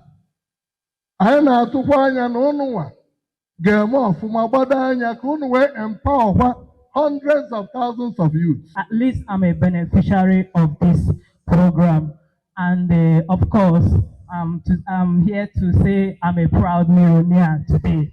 Once again, I say thank you, Mr. Governor. Thank you, the Solution Master. Thank you, the Talk and Do Governor. When you came with your People's-Oriented Manifesto, you were very clear and intentional. They are going to create 1,000 youth millionaires every year. But Mr. Governor, you have created 5,000 so far, which I am one of them. In the Anambra, we got more than what we ordered. We ordered for a governor, but here we are. We have a presidential material as a governor. So we'll keep enjoying you. After these 8 years, we know that something higher is up there for you. Thank you, Mr. Governor. I am exceedingly excited to see a day like this, an event that shows what investing in human capital can do for a society. That those we touched their lives are also thinking about touching the lives of others. Ever grateful to Mr. Governor, Professor Ojukwu Masorodo CFR, for his vision in raising 1,000 youth millionaires annually through one youth two skills solution, which I must say is a divine program. For the first time in the history of Anambra State, and even in Nigeria as a whole, youths that government empowered are visible. So let me join in welcoming all of you to this very historic event. If they themselves as young millionaires are now volunteering their resources, and by the way, I want to put it on record that this whole event is organized and funded by them. This is not a government event. As I close my eyes and I try to visualize the future, from what has happened today, that those we just empowered barely 12, 18 months ago are now themselves youthpreneurs, millionaires, who are now training 1,000 other youths free of charge. 1,000 of those who benefited came together and said, we have benefited enough, we are doing well. We want to train others and empower others. That's what we've come here to do today. This is a case study in terms of its success and sustainability. With this new spirit, a new Anambra is born. With this, I'm highly disappointed of Nigerian government because the Nigerian government were highly disappointed in them due to foreseen circumstances. Definitely, I'm one of those people are proving people should die in coronavirus is more better than people should die in hungers. Hunger kills more than coronavirus because some people are less privileged. Due to foreseen circumstances that I said it, some people are less privileged, which they are based on daily pay, which are not even based on salaries. But our government thinks that the lockdown is the best solution to coronavirus, and proving it to an extent and to the levels of alacrity that if someone die in coronavirus, it's more efficient to die in hunger, because some people will be at indoor. There's no a way to make a. Thank you, Professor. Professor Soludomp is making 1,000 millionaires in Anambra every year. And this 1,000 will now trace another 1,000, and then they will trace another 1,000. So by that estimate, in one of from what one of the speakers said, that he has created 5,000. So if 5,000 trained 5,000, that's going to be like 25,000 millionaires. So Anambra should have 25,000 multimillionaires right now through this scheme. I was waiting for them to mention what they are training people on. Or is it just me? Did I miss that? I was hearing about this program. We are training people on how to become millionaires, this and that. But they never mentioned training them on what? Director Scott, Abi, is it just me? Rafobi? Innocent Obi, are you there? Please. The African Wahala. Did I miss that? Like, I was expecting to say, oh, we have created 100 millionaires in the agriculture. We have created 100 millionaires in cosmetic making, this or that. Or we have trained, you know what I mean? Like, I was expecting that, but they're just talking about. So that then makes me feel like maybe it's just a program where they'll just call everyone once in a while like that and say, well, you did well for me. Oh yeah, take this 2 million naira. Go and start a business. You take this 2 million naira. And people have been collecting it like that in the last 18 months. And now they feel like, you know, they will teach other people. I don't know. I'm just saying, you can help me out.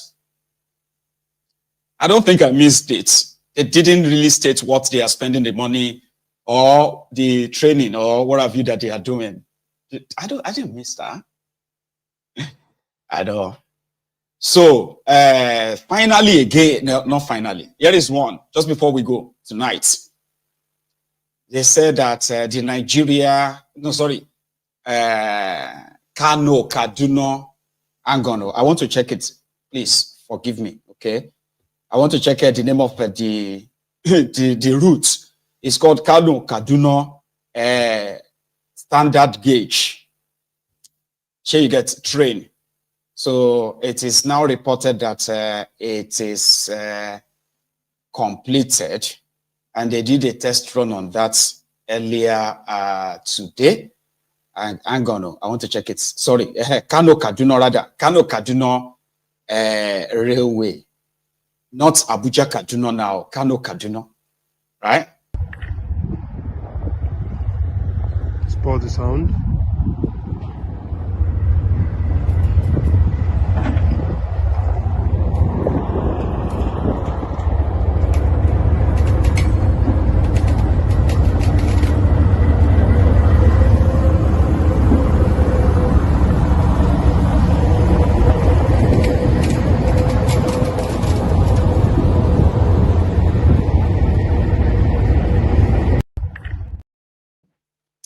So I think it's called a test run. They were test running it. And later they, I don't know, standard gauge is called 2025. Right.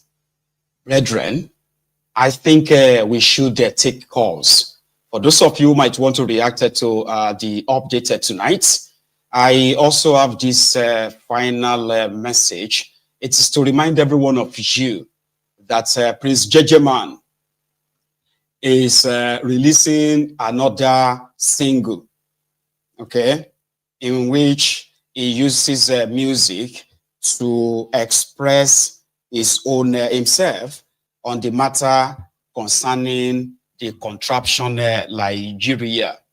So Prince Jejeman sent us a bit of a snippets to the upcoming Give Them Rights.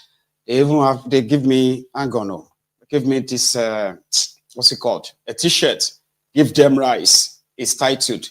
It is coming, or it's going to be released on the 15th of February, which is just a few days away, just about 5 days away, okay?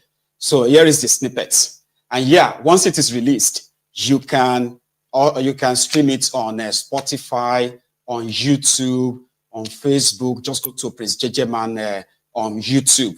He is watching right now. So Prince Jejeman, you can help us share the link to your YouTube so that by the 15th of this month, all of us can make it a trip. So listen to this.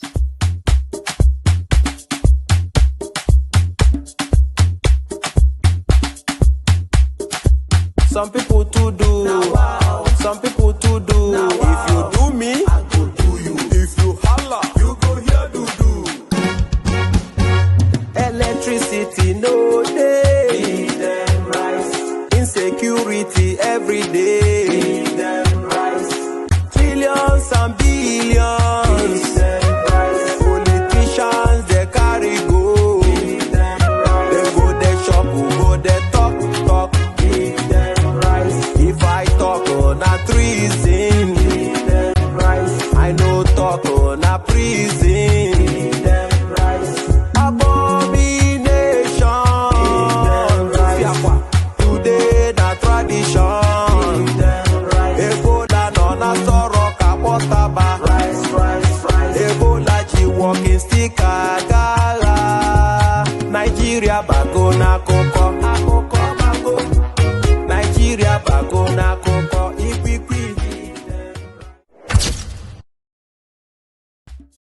Give them rice. Yeah, I gave you a share. Let me see if I can stand up and show you. That's it. Give them rice. Sorry that because of my setting, right? It may actually really be a bit of too much work. You know, sorry about the coverage as well, because my camera seems to didn't get that full setting. Sorry about that. All right. Again,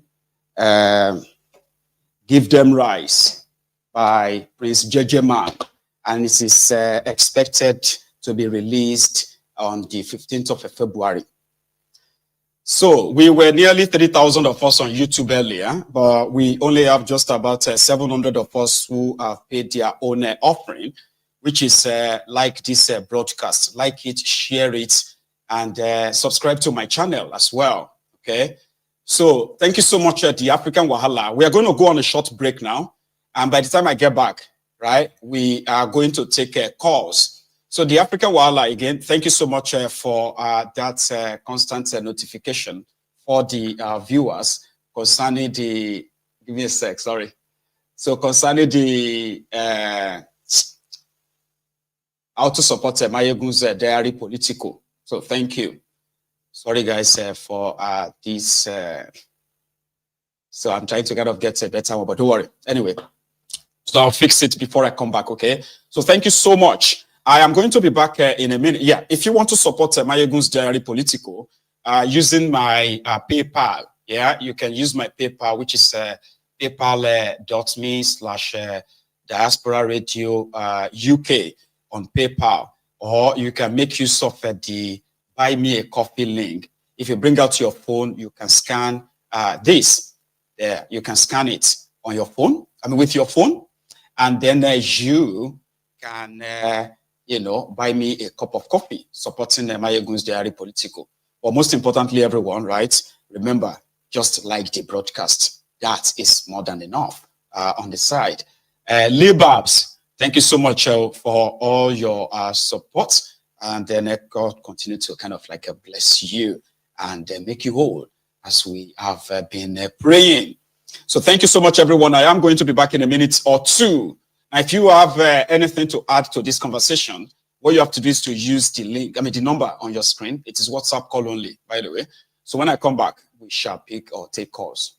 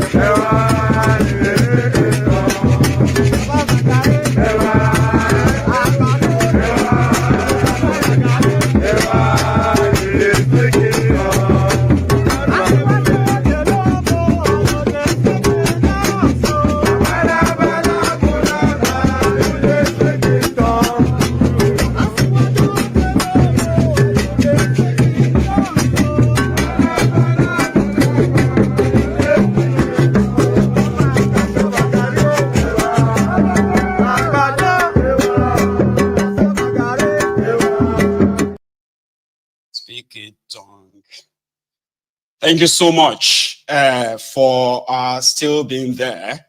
I have my first caller tonight, and thank you so much, my caller, for calling. If you are still very much there, so let's get on with it. Hello.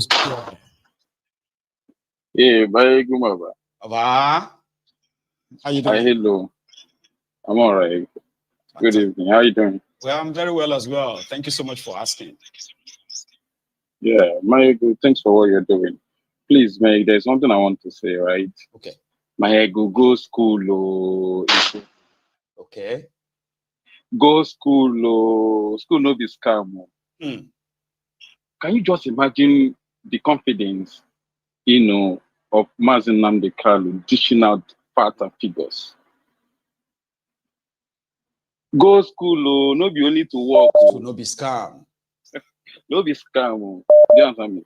where I actually want to say something about is pertaining to some things I saw on social media, like Joey Bokwe. Joey Bokwe saying, writing something and saying, "Imagine the arrogance." And I was asking my question. My question was like, is he arrogant, stating the fact, or you're just listening to the voice? Why is it that people cannot actually, okay, even if you hate that guy, try to verify or to, research to know if he's even saying the truth.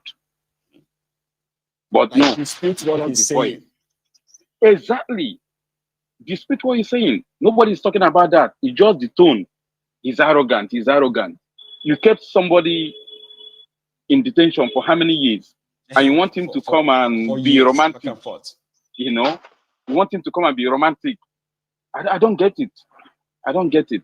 It's really heartbreaking. You understand me? May God just bless that guy and may God just keep him for us in Jesus' name. Like, it's very simple, right? If it is not compromised stuff, right? Like he specifically said that they have a compromise on this woman, and this woman is compromised. Change her and follow your own judgments, so that before anything else happens, right? Like, that's very straightforward. So if there's nothing there, it's so straightforward. It's not saying that, okay, if you want to try me, just follow your own judgment, which means for now, you can't try me in any court in Nigeria. But if you want to, first thing first, I have to be released, and then you have to do the right thing by bringing you return me back to where you kidnapped me from.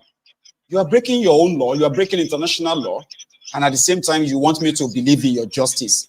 That's not going to happen, But there is something. It's crazy. It's crazy. It's crazy. All right, thank you very much. I'm at work. I just wanted to chip in this. Yeah, thank you very much. Yes, sir. You have a very good one, okay? So I have another caller on the line. I'm going to ask my caller to hang in there for a sec. Just a sec, okay? I want to fix my other camera, which is kind of like blurry. It shouldn't be. So, but in fact, let me take this. Hello there. Is that okay? I'm gonna. Can you hear me? Okay. So somehow I think the caller is not connecting. So let's try it again. Keep trying. Okay. Again, the line to call is right there on your screen, and that is very straightforward, by the way. So I think I have another caller as well. Hello. Hello. Hello, sir. Is that a CA? From Atlanta, yeah. That is CA from Atlanta. Oba? Yeah. Please, go on. Okay. About Mazi Nnamdi case, Nnamdi Kanu case. I'm with you. Please, go on. Everybody can hear you. Okay. Yeah. I think the government is just confused. They don't know the next step to take because from the judgment and from all that have been going on, I think they are looking for a new strategy to keep him because for now they are confused. I mean, Binta, the judge, accused herself, and he has been discharged a lot of times and said they don't even have jurisdiction to try him. He was like they are releasing terrorists. They are releasing bandits. But when it comes to Nnamdi Kanu, they can no longer obey their own courts. Yeah, but again, I'm not surprised because remember what Jagaban said. He said he's going to continue from where Buhari stopped. That's right. He inherited everything Buhari inherited. The Supreme Court judgment, not just Nnamdi Kanu, every court judgment, they keep, not, going according to the books, just like Buhari did. The Supreme Court order. Running the country like a zoo, running the country as if we are in the banana republic. So it's just sad. It's sad what is going on. I think they don't know what next step to. Why not just sentence him and say he's guilty? Why are you just dancing around? Okay. If you have any evidence against him, just why are you, hiding? Why are you trying to delay? Just sentence him. Let's see. So that means, something's going on. They're afraid, and they know. Is it right for this to continue happening? to continue. It doesn't make any sense. Again, I think they are afraid because he knows a lot. So they know if he comes out, he's not going to keep quiet. I trust him. So he's going to expose a lot of stuff. And that's what he don't want. So we have a very busy program tonight. And yes, let's hear from another caller. Thanks a lot, Baba. Thank you, sir. So I hope this connects. Hello there. Hello, my good general. That is Jejeman representing IPOB for life. That's him. Respect to Baba. With the hell. Thank you. I hear you too. Yeah. Thank you for the good job. Thank you. Thank you for helping me to give them rice. So everybody they chop rice. Everybody go chop rice. Tire. Even Turumbu self go chop for this rice. So this rice, where would they share now? Turumbu go chop inside. You know. Yes, Baba. I just called to thank you for the wonderful job you are doing. You see Nnamdi Kanu. He has thrown them into poto. Nigeria poto. Now there now. You know, even he told them today that Nigeria has no court. That what they have is a shrine of injustice. Shrine. court. My God. You see, it is good the way it's happening. And I'm very, very proud to be a Biafran. You know, he has made us proud. Very, very proud. And I'm very proud to be an IPOB member. Anywhere I go in the world, I can beat my chest and say, yes, I am an IPOB. We are not terrorists. All that we are asking is for self-determination to live like a normal human being. In Nigeria, nobody is allowed to live like a normal human being. Every citizen is running away. They call it Japa. Nobody is traveling. 99% of Nigerians are not traveling. They are all escaping. They are all escaping, calling it Japa. So how can you remain in that kind of arrangement or system? How? Is it possible? It's only Nigeria that is a country that will go and commit terrorism by kidnapping somebody from international, from another country, and you bring the person to court, and you are in the court trying to prove, trying to dictate how the court will go. A kidnapper, for that matter. It's only in Nigeria that kind of something is found. It's happening. You know. So my brother, the way it is going, terrorism has taken over all fabrics of the country. Trumbu says it's going to continue where Buhari stopped. And the worst of that is that Buhari made terrorism an industry in Nigeria. Visa on arrival of Fulani herdsmen terrorists, including non-Fulani herdsmen terrorists, all was welcome into Nigeria. They are still in the forest, and that is where Tinubu continues. Since he came into power, he has not prosecuted any one of them. They are still roaming around, kidnapping people freely every day. We cannot continue. When there is a confederation, every region we are progressing. Why can't we go back to that? Why can't we take a life that is better? And we want to continue in this unitary system of government. The country as it stands cannot hold any election because it's built on fraud. It's not federalism. It's not democracy that's being run. You understand? So it's a fraud, complete fraud. Everybody must stand up for Nnamdi Kanu. Nnamdi Kanu is a face of justice for everybody. He's a prisoner of conscience as well. Yes, everybody who is not standing up for Nnamdi Kanu is either you are a fool or you are mad or you are a terrorist. You are both. And there's no judge that can convict him. It's not possible in that country. Any judge that convict Nnamdi Kanu is a terrorist. My good general, God bless you. You too. We are proud. We are happy. Freedom is our right. Self-determination is our right. That's right. And that is what we are going to get. Biafra, freedom now. Oduduwa, freedom now. And freedom to anybody that wants freedom. Now. God bless you, my good general. And you too, the Prince Jejeman, ladies and gentlemen. The line is still very much opened, like I said. And thank you very much. Thank you. Biggest thank you to these individuals who have reached out, through the Buy Me a Coffee stuff, right? It's quite incredible. So thank you. I have another caller on the line. Hello there. Hello, Mayogu. How are you? How are you? I'm fine. My name is Nzeke. Hello, Mayogu. How are you? You may need to see, sir. Did you say Sake? So you may need to mute the broadcast or go to another room so that you and I can talk on the phone, or else we are going to keep having this. Are you hearing me now? Yes, I can. Can you hear me? Yes, I am hearing you. Okay.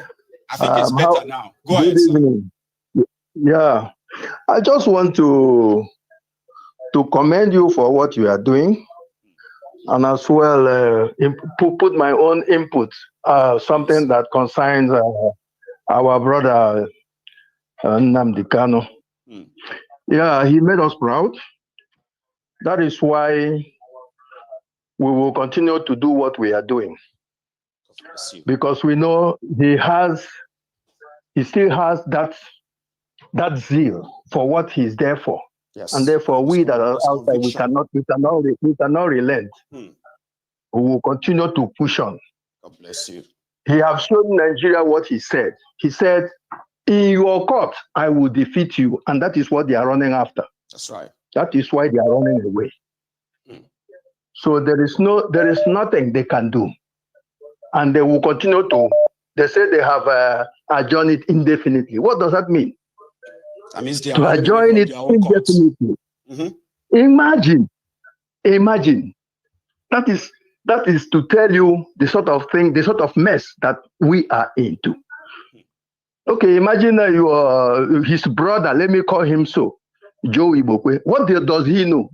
Somebody who because of gutter, he was eating from gutter. That is what made him what he is. Special advisor on Can he compare himself?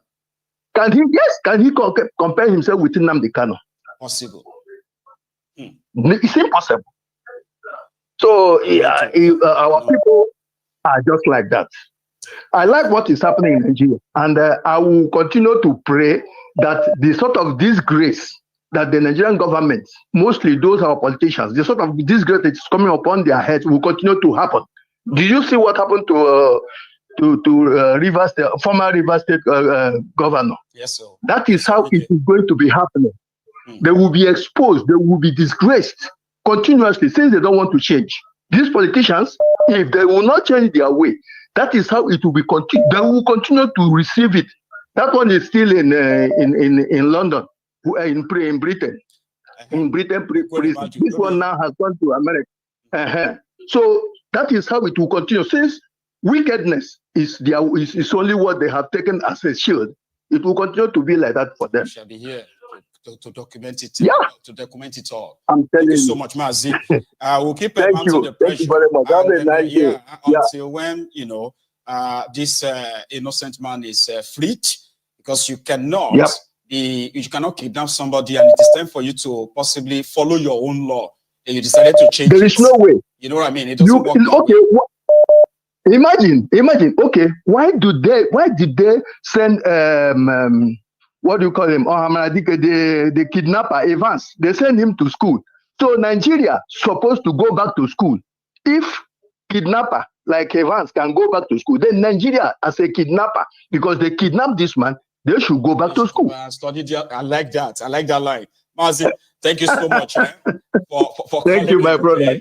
Enjoy the rest of the evening. All right. Thank you so much. Here is MOG. Give me a second. Okay, in fact, I'm going to ask you, MOG, what do you think about this setting? Now you can say to me what everybody is saying in the comments. What do you think? I like it too. I like the way it looks. I like Some the people say background. that it is But too dark. maybe Maybe because I'm wearing black. no, What happened to the day I it's wear dark. brighter color? Yeah, it's dark. Even your face can give a little bit, make it a little bit different. But I believe you have so much of them. You need to be changing. Maybe if you have so many of them, you have to be changing Trying time to time. You try all of them. Yeah, yeah. Okay, it's nice. Yeah. That's So a good one. for today, MOG, please go on. About today. So for today, like Mazi Nnamdi Kanu case, and so which this gentleman just said what Nnamdi Kanu said. They have shrine of injustice in Nigeria, but I'm not going that way. The way I'm going is general way, you know. You know, if you notice something, Mayegu, since Nigeria has casted. That Nigeria is now open, that everybody is now much aware what is going on in Nigeria. Maybe through the internet, that the internet they've given to everybody is now having direct information in your hand. Everybody is now a journalist. So Nigeria has casted. A lot of truth have been coming out. We have known the real enemies of Nigeria, just that they are still deceiving some security personnel. They are using. Yeah, where they are using to witch hunt people, bring people down, or put fears on people. But I'm coming to say like this now. Since that time, you see, if you notice some interviews, I've been looking at some interviews. You see so there are some Yorubas, elderly people. They have been speaking the truth. Like, this is what we need. This is what is going to make Nigeria work. All these things are not going to work. Even upon they have their own as the president. They still speak the truth. They still say they're still speaking out. When you go, they now took power from the Fulanis, the Ariwires, the North. You see them Erufai gathering up, they are gingering, putting negativity against Tinubu, try to remove the power. They are not trying to remove the power to better Nigerians. They are trying to remove the power to better for themselves, like P2B just said few weeks ago. But Nnamdi Kanu is a very wonderful statement for the Igbos, their own side, to speak the truth, to stand on the truth, to drag what belongs to them. But I can see that those people that are in side of Igbos, the leaders and the politicians, they are just there for their own stomach. They just wanted the young man to be there, not knowing that or they are scared of him. They are scared of him, my good.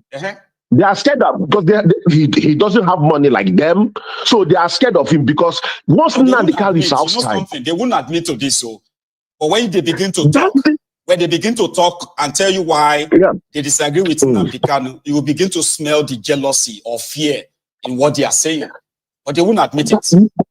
Mayegu, that's why it's now very dangerous, because what they are doing is for themselves. They can fall down tomorrow and die. They will not be there anymore. But millions of people they're supposed to defend, they're supposed to speak for, they are dying. Could you imagine, like you said, that's something you just said a few minutes ago. You said the victims of this corruption. We are talking about the corruption. We are not talking about the victims, which happens to be this lady that sold her child. And when she sold her child, the middle person, collected 3.5 million and gave her 600,000 and standing on with a good heart or wicked heart, still asking for 30,000 naira, Mayegu. Mayegu, is that person not a killer? Is that person not a wicked person? So, even politicians, shame on you. You cannot use Mazi Nnamdi Kanu to bargain your own freedom in Nigeria project. Thank you, Mayegu. God bless you, MOG. Thank you so much for stopping by. So I'm sorry if I keep asking those of you who calls in to tell me what you think about this background. Remember, I said we are giving it a trial to make sure that the video connection, the audio, everything syncs very well. Maybe the lightings are really poor or not so great as you want it. But remember that, like I said, I'm just trying everything out to give us a different kind of view. And then also to make sure that, okay, let me say this quickly before I take this call. Hang on, do I have a caller there? Hello. Okay, I didn't take it. So I'm going to ask my caller to please hang in there for me for a second while I say this, okay? So, or you know what? Let's take it. Here for Swan. Hello, sir. Yes, yes, Baba. Good evening. Good evening to you. Good evening to you. Thank you, sir. Thank you for the wonderful job all the time. Thank you. So let me just go straight. Yes, sir. First of all, it's so heartbreaking, and in Yoruba they said, you see, we witness many abnormalities, anomalies, many sacrilege that is happening in that nation. And we keep wondering, maybe it is just a matter of you praying, going from this mountain to the other mountain. But we are forgetting that there are many innocent souls, okay, that are being massacred every day. That's right. Okay, now you have terrorists. We have terrorists who kill people every day, and they will still have the boldness to come out and say, "Oh, we surrender. We are taking amnesty. We are taking this." Imagine that miscreant that you played this video the other day talking about threatening this particular settlement people that live in a particular village, that if they didn't repent, yes, he is going to kill every one of them. Yeah, it's people of Banki area of Bama local government area of Borno State. Okay, so in comparison to repent. And I'm like, repent from what? What is repent? Okay, repent so you have all these evil people. You have all these evil people here, these northerners hibernating these people, bringing them and coffee their houses. And you have an innocent man locked up for years, all in the name of what? Asking for his right. Now let me say this. For every judges and for every lawyers who has any hand in detaining this man innocently, unless if Nnamdi Kanu is not innocent, okay, they will never know peace. Amen. Their wife will never know peace. Amen. Their children will never know peace. Amen. Okay, judges will never know peace in Nigeria. That in any conjunction, in any matter that has anything to do with this man, they will never know peace. Amen. All right, they will never know peace. Yeah, for sure. Because can you imagine this nonsense? I know. So it's important to continue to remind the rest of the world that no matter the propaganda they are pushing, that these guys, they are holding an innocent man that they have found so hard and difficult to indeed convict. Even the president of the nation will never know peace. Amen. Because if you keep terrorizing innocent souls, don't you think they have their own creator, or what are you thinking? There's never been peace in the nation. There's never peace in your governance. Amen. Release the man and then let the man go. Thank you so much. This is so absurd. Air Force One. Let's take another one tonight. It's indeed going to be a busy night, so we can make it all very, very snappy. And that means we can take more and more calls, okay? So here we go. Hello there. Hello, Maego. How are you today? I am very well. How are you, sir? I'm doing very well. I was able to get in again calling you today, which is good. You know, that's one thing. You see, the medicine for breaking that barrier of getting through is that you must continue to try. And boom, once you keep trying, your chances of getting through is kind of more higher than not trying at all. How are you? It is. I'm fine, thank you. Thank you for your reporting. Very good. Yes, sir. Yeah. All I want to say is about Nnamdi Kanu. You know, I know that there are a lot of mysteries surrounding his court case and all that. You know. But I must say that I feel very sorry for Binta Nyako for being in between the crossfire, because it's not easy for her, to be honest with you. Okay. Like it is so obvious that the system is behind all of this, because it's it's meant to be like a straightforward issue, but because the entire process has been compromised, then it became like an endless tango. I mean, it's an innocent man locked up. Go on. It's obvious we don't have a justice system. That's not something anybody can debate. We don't have a justice system.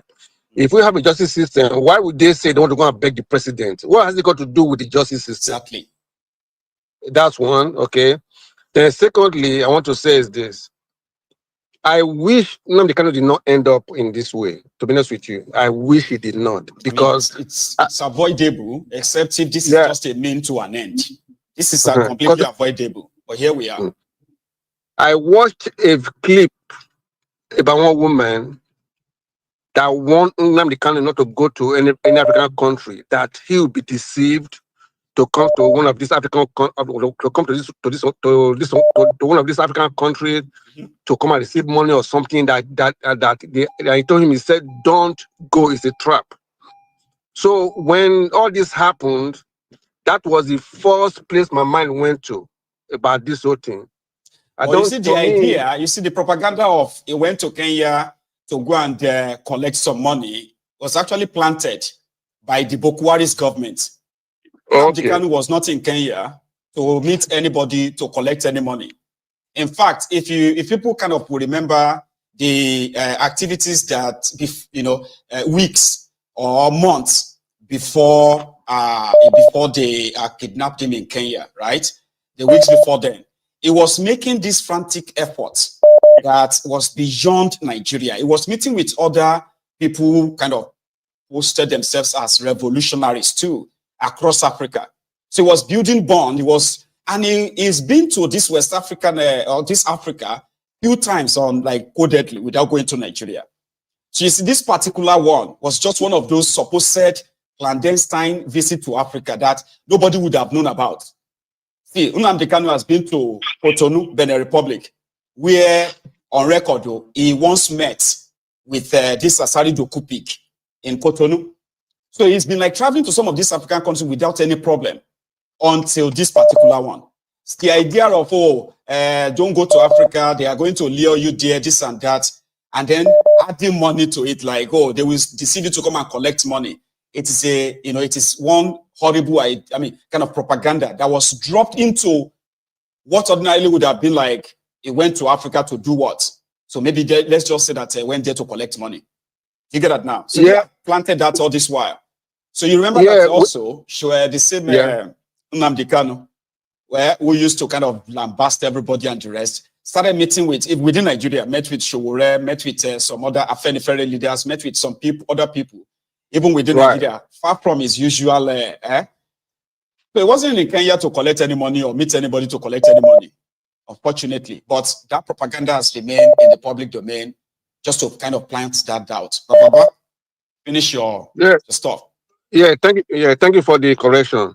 It pains me a lot, because when I look back at his broadcast, all the things he was exposing, I just been wondering where would I be by now if he was still in the air doing what he was doing. I know. They couldn't touch him in the UK. No, so, as much as the UK government was allegedly to be like, pretending not to be concerned, but he couldn't be touched within the UK, unfortunately. And he couldn't be touched in the US as well until when he was around Africa. Baba, thank you so much. Let me take another one. Thank you so much. Just one thing. Yeah, please. I already said this that. Go on. I already said this that when that's if it will happen, that Nigerians will free themselves when they are ready.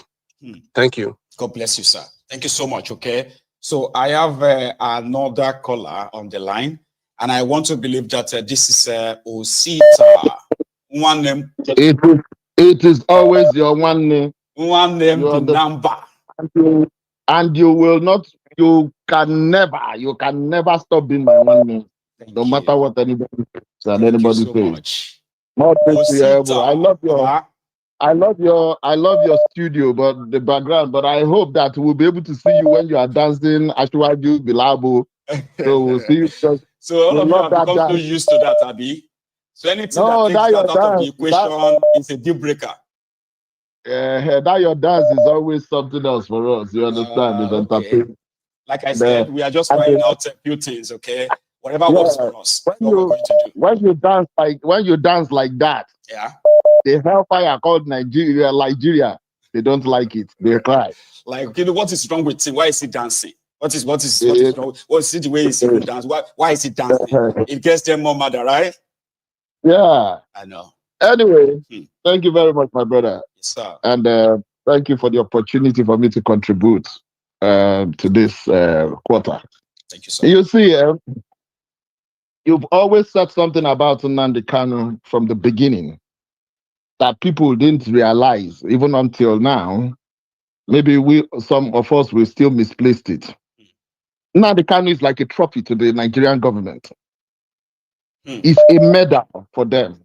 That they are so proud of, that they were able to commit that international legality, just to keep legality, like break it's international a bragging law, right, just to kind of have him in their custody. Yeah, it's a bragging right for them. And remember, for the time I told you that Nnamdi Kanu is going to be the bargaining chip, when everybody thought that Tinubu will come in and Tinubu was going to release him, and I told everybody that Tinubu is not going to do that. Not because of I don't want him to be released. I don't want that to happen. But Tinubu is never going to do that. I do not see anybody in that contraption that is a member of this criminal gang that will become president tomorrow that will leave Nnamdi Kanu, because I tell you the gospel truth. Nnamdi Kanu will run any government aground in Nigeria if you leave him. They saw it in the NSAS. They saw it. They've tried to bring different stories to rope him in that he is the leader of the NSAS. Behind it, just because he amplified that when it was already, they said that his words helped, incite the people to do what happened. They tried to put it on. They tried to put it on IPOB. They tried to put it on IPOB. It's not working. Now, like the previous caller, I love the way you digested it and you brought out the real information, which you've never done before. That they will say, oh, that he traveled somewhere to meet a woman, or they traveled somewhere to pick up money. You understand? Yes, sir. And you will see different bloggers will come and say, oh, I wanted Nnamdi Kanu not to go. Nobody wanted him, nobody called him. Nobody. Let's be frank and candid. Everybody online. As well. Yeah. Most people online is only just trying to catch crews and expand their network.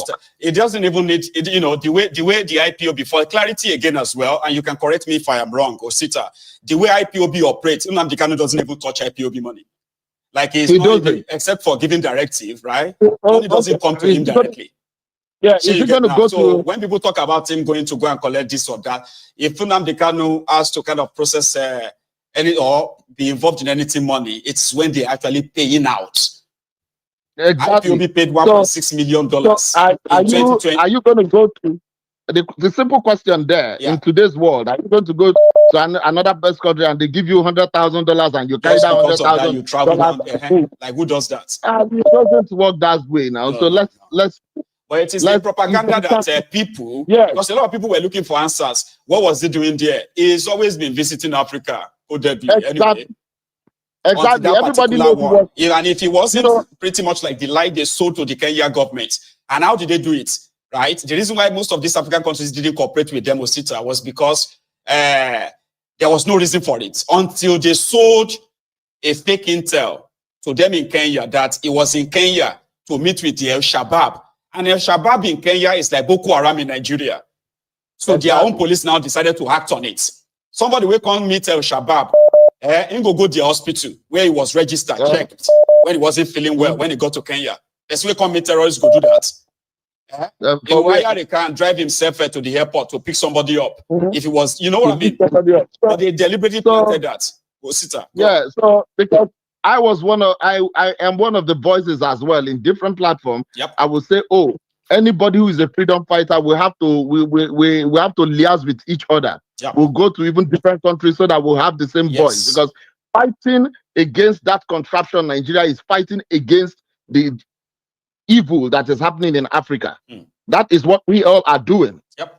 We are looking for a way at which we will connect everybody in Africa so that we can have one strong voice against, because without that strong voice in Africa, we cannot stand up against this Western hegemony that is holding Africa down. So that is what Nnamdi Kanu tried to do. So he didn't go to, some people will tell you that it was one lady that he wanted to. That's one thing people need to know.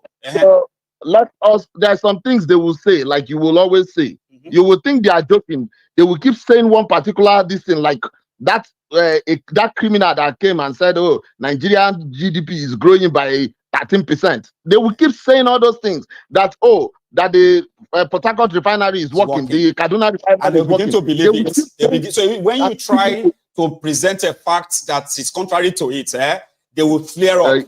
They will become so enriched, right? Yeah, possibly violent. Because they are believing their lies, and that's what they do. Yeah, because it actually happened just 3 days ago. I was in my friend's apartment and we were discussing, and one guy came from Nigeria who is a lawyer that is always running around all of them, rings around them in Abia State. He was echoing the same kind of stuff, and I told him that, look, let me tell you, makes sense. It is not because of they said it or they wrote it that means it is true. There is a difference between fact and true. You are telling me fact now because of somebody came to the TV to defend that lie. Yep. And you are telling me it's a fact, but that is not the truth. There is a pure difference. There is it's not a thin line. There is a big line between the truth and the fact. So what people need to understand that Nnamdi Kanu is a trophy for them. If Tinubu dare leaves himself, you understand what is going on. And look at it this way now. He is palling with the so-called elites in the eastern part of Nigeria. Yep. What he is doing, he is using Nnamdi Kanu as a bargaining chip. Yep. For the next election, because I am telling you categorically, Tinubu is not comfortable with what is happening in the north between him and the northerners. He needs a coalition. That is the reason he went to Biafra to tell them that he's doing one university. He will go to Imo State. He will tell them he's doing one university. All those things that he's doing is frivolities in order to have a coalition against the northerners. But I will against 2027. Against 2027. But I am telling him categorically, if he understands how life goes, the way you left other people to go, leave this man to go, so that this man can fulfill God-given talents that God has given to him. Exactly. This man is born. Yep. Yes, this man is born for a particular reason. He is born in Nigeria for such a time as this. I have never in the history of Nigeria, not even Ojukwu, I have never seen anybody. Ojukwu has military. That was the reason Ojukwu could go far the way he went. But you see this guy, he had no military, he has nothing. But look at next to nothing resources, and he's been able to put the giant of Africa on his toes for years now. So this guy is born Nigeria for was such breaking a time international law because of him. Imagine if he has the same resources like those in the past. And I want to clearly say something here. Nnamdi Kanu is not just fighting for the Igbos. I want everybody to understand. Tell them. Nnamdi Kanu is fighting for the emancipation of the ordinary man in that contraction. Every part of Nigeria. He is fighting for everybody. God bless you. Let everybody understand where he is coming from. Thank you so much. Thank you very much, my brother. You have a very good evening. All right. Thank you so much for stopping by.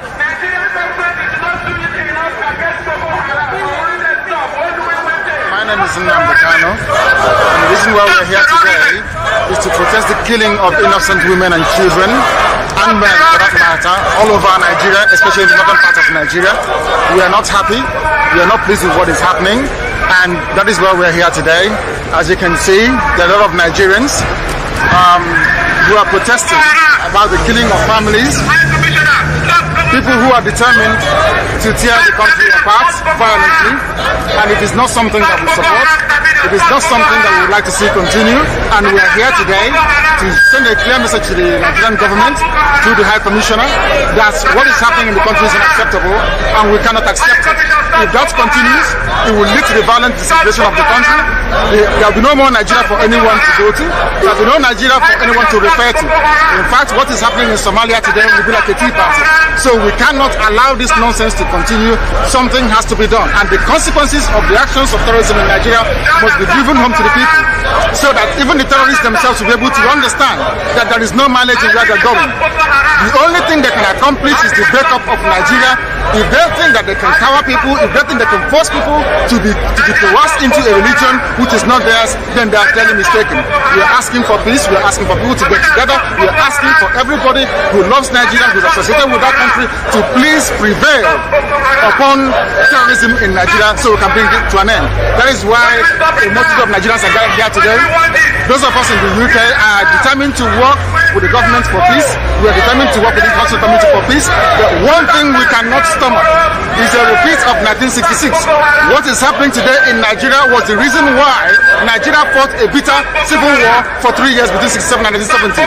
If this continues, there will be another civil war in Nigeria. And this time around, no place will be safe in Nigeria. This time around, nobody will be safe in Nigeria. So it is imperative that everybody who has the interest of the country at heart acts now and immediately to stop this nonsense from continuing. Thank you so much. Here is another caller. Hello there. Hello, Maya. Good evening. Good evening, ma'am. How are you? I'm fine, thank you. And you? I'm very well. Thanks so much for asking. Happy belated birthday. I was not available that day. Sorry. Thank you so much, ma'am. Thank you. You see what Nnamdi Kanu did today? Is the best of his court hearing that I've ever seen. All this Did you see that confrontation with Nyako and the other lawyer, senior advocate of Nigeria? Yes. This is the best of it all. You see, in Igbo land, they said there's a point in life when if a king refuses to listen, you put a basket on your head and speak to the king. That is the step he took today. I cannot get over it. And this step, trust me, will change a narrative. What he did today, you won't even know the extent of what he did today, because now they will strategize. They will that their indefinite time. That he just placed them in a place they are working at eggshell now.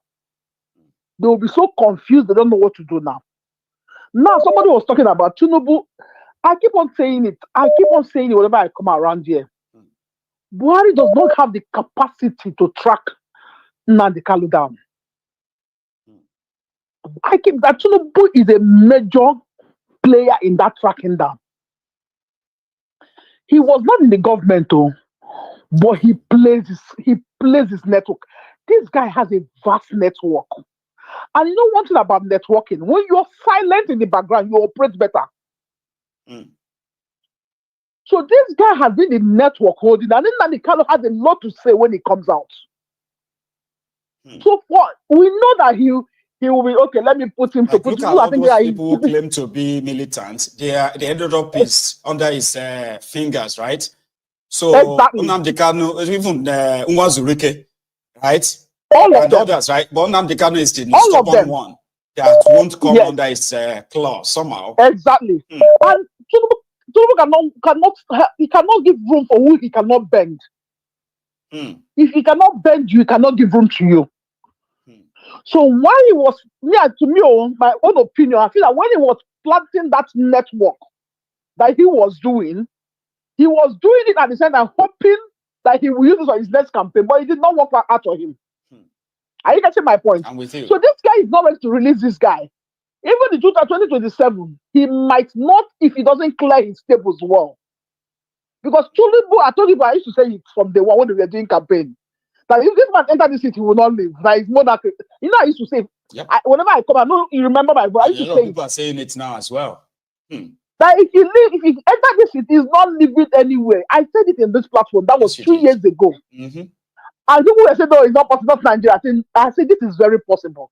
Because you know why? Every member of his family, they are they are intoxicated by power. So power, they want the power to remain around them.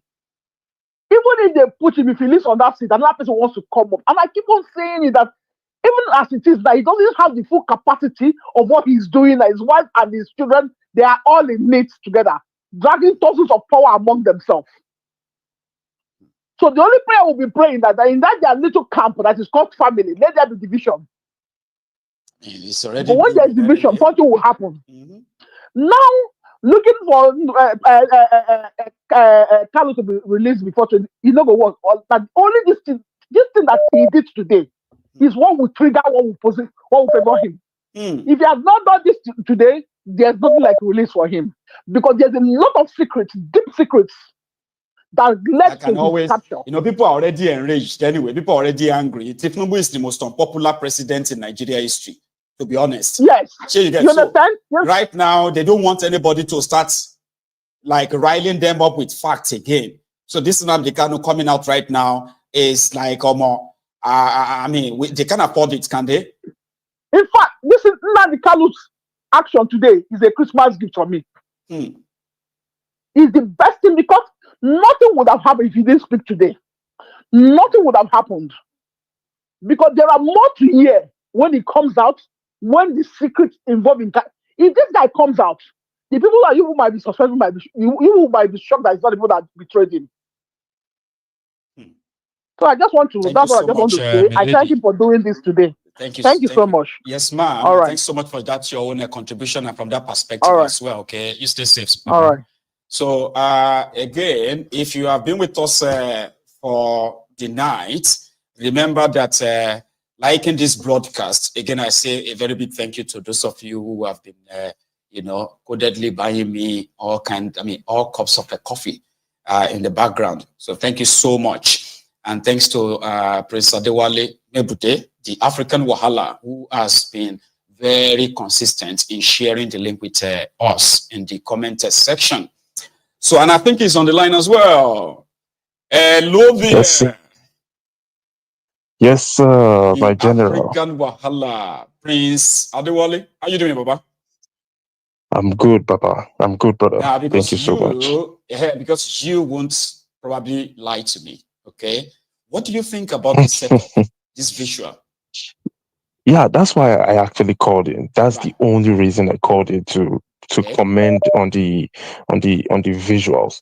I think it is much more better than what we had before, because it allows us only focus on you speaking. Exactly. There is a contrast between your image and the dark background, and then whenever you share the videos, you know, the other aspect of the presentation, we can concentrate on the videos, and then when you focus back on yourself, breaking down the videos, it's easier to focus on just you and not the background. So I feel like the no distractions, it looks clean, professional, but that's just my opinion. I know other people might disagree, but that's just my own personal opinion. Some said the lighting is not enough, and I'm like, because I'm putting on black as well, that contributes to the aesthetic of the visual.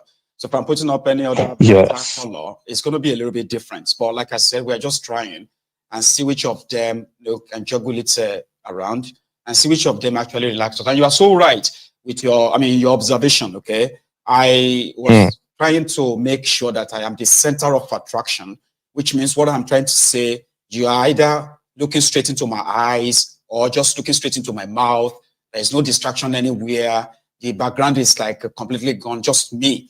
So when it is time to share videos to explain or analyze after, so then everybody just know that you are watching the video, then you're back to me, then you're back to the video. So that's the purpose. Yes. So, and exactly. Keep trying others too. Thank you so much, African Wahala. Yeah. Thank you, my brother. Nothing else, brother. Peace, bro. You are amazing. Thank you. Stay safe, Baba. Okay? Yes, sir. And you have a good one. And you too. God bless you. So I think, hang on, did I get another caller there? Hello. Okay, yeah, I think I missed that. I do have a caller now, I think. Hello there. Hello, good evening, my good general. Good evening, sir. How are you, Baba? I'm good, sir. This is Ferdinand from Newcastle. That is Freddy from Newcastle. Happy New Year, yeah. How is Newcastle Same to you, my good. Very fine, very fine.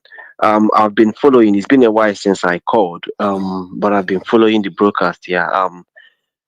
Last Christmas I was in Nigeria, and then I came back this January. And yeah. So while I was in Nigeria, it was okay. It was okay. While I was in Nigeria, I was still following the broadcast, but I was not really complete the whole episode because of other engagements with the family and all that. So fair enough. Yeah, exactly.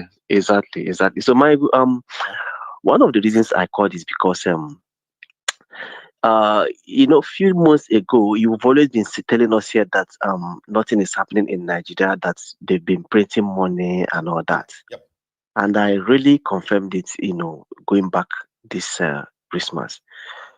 All the naira I spent, you can't believe it, they were all mint, printed in 2024.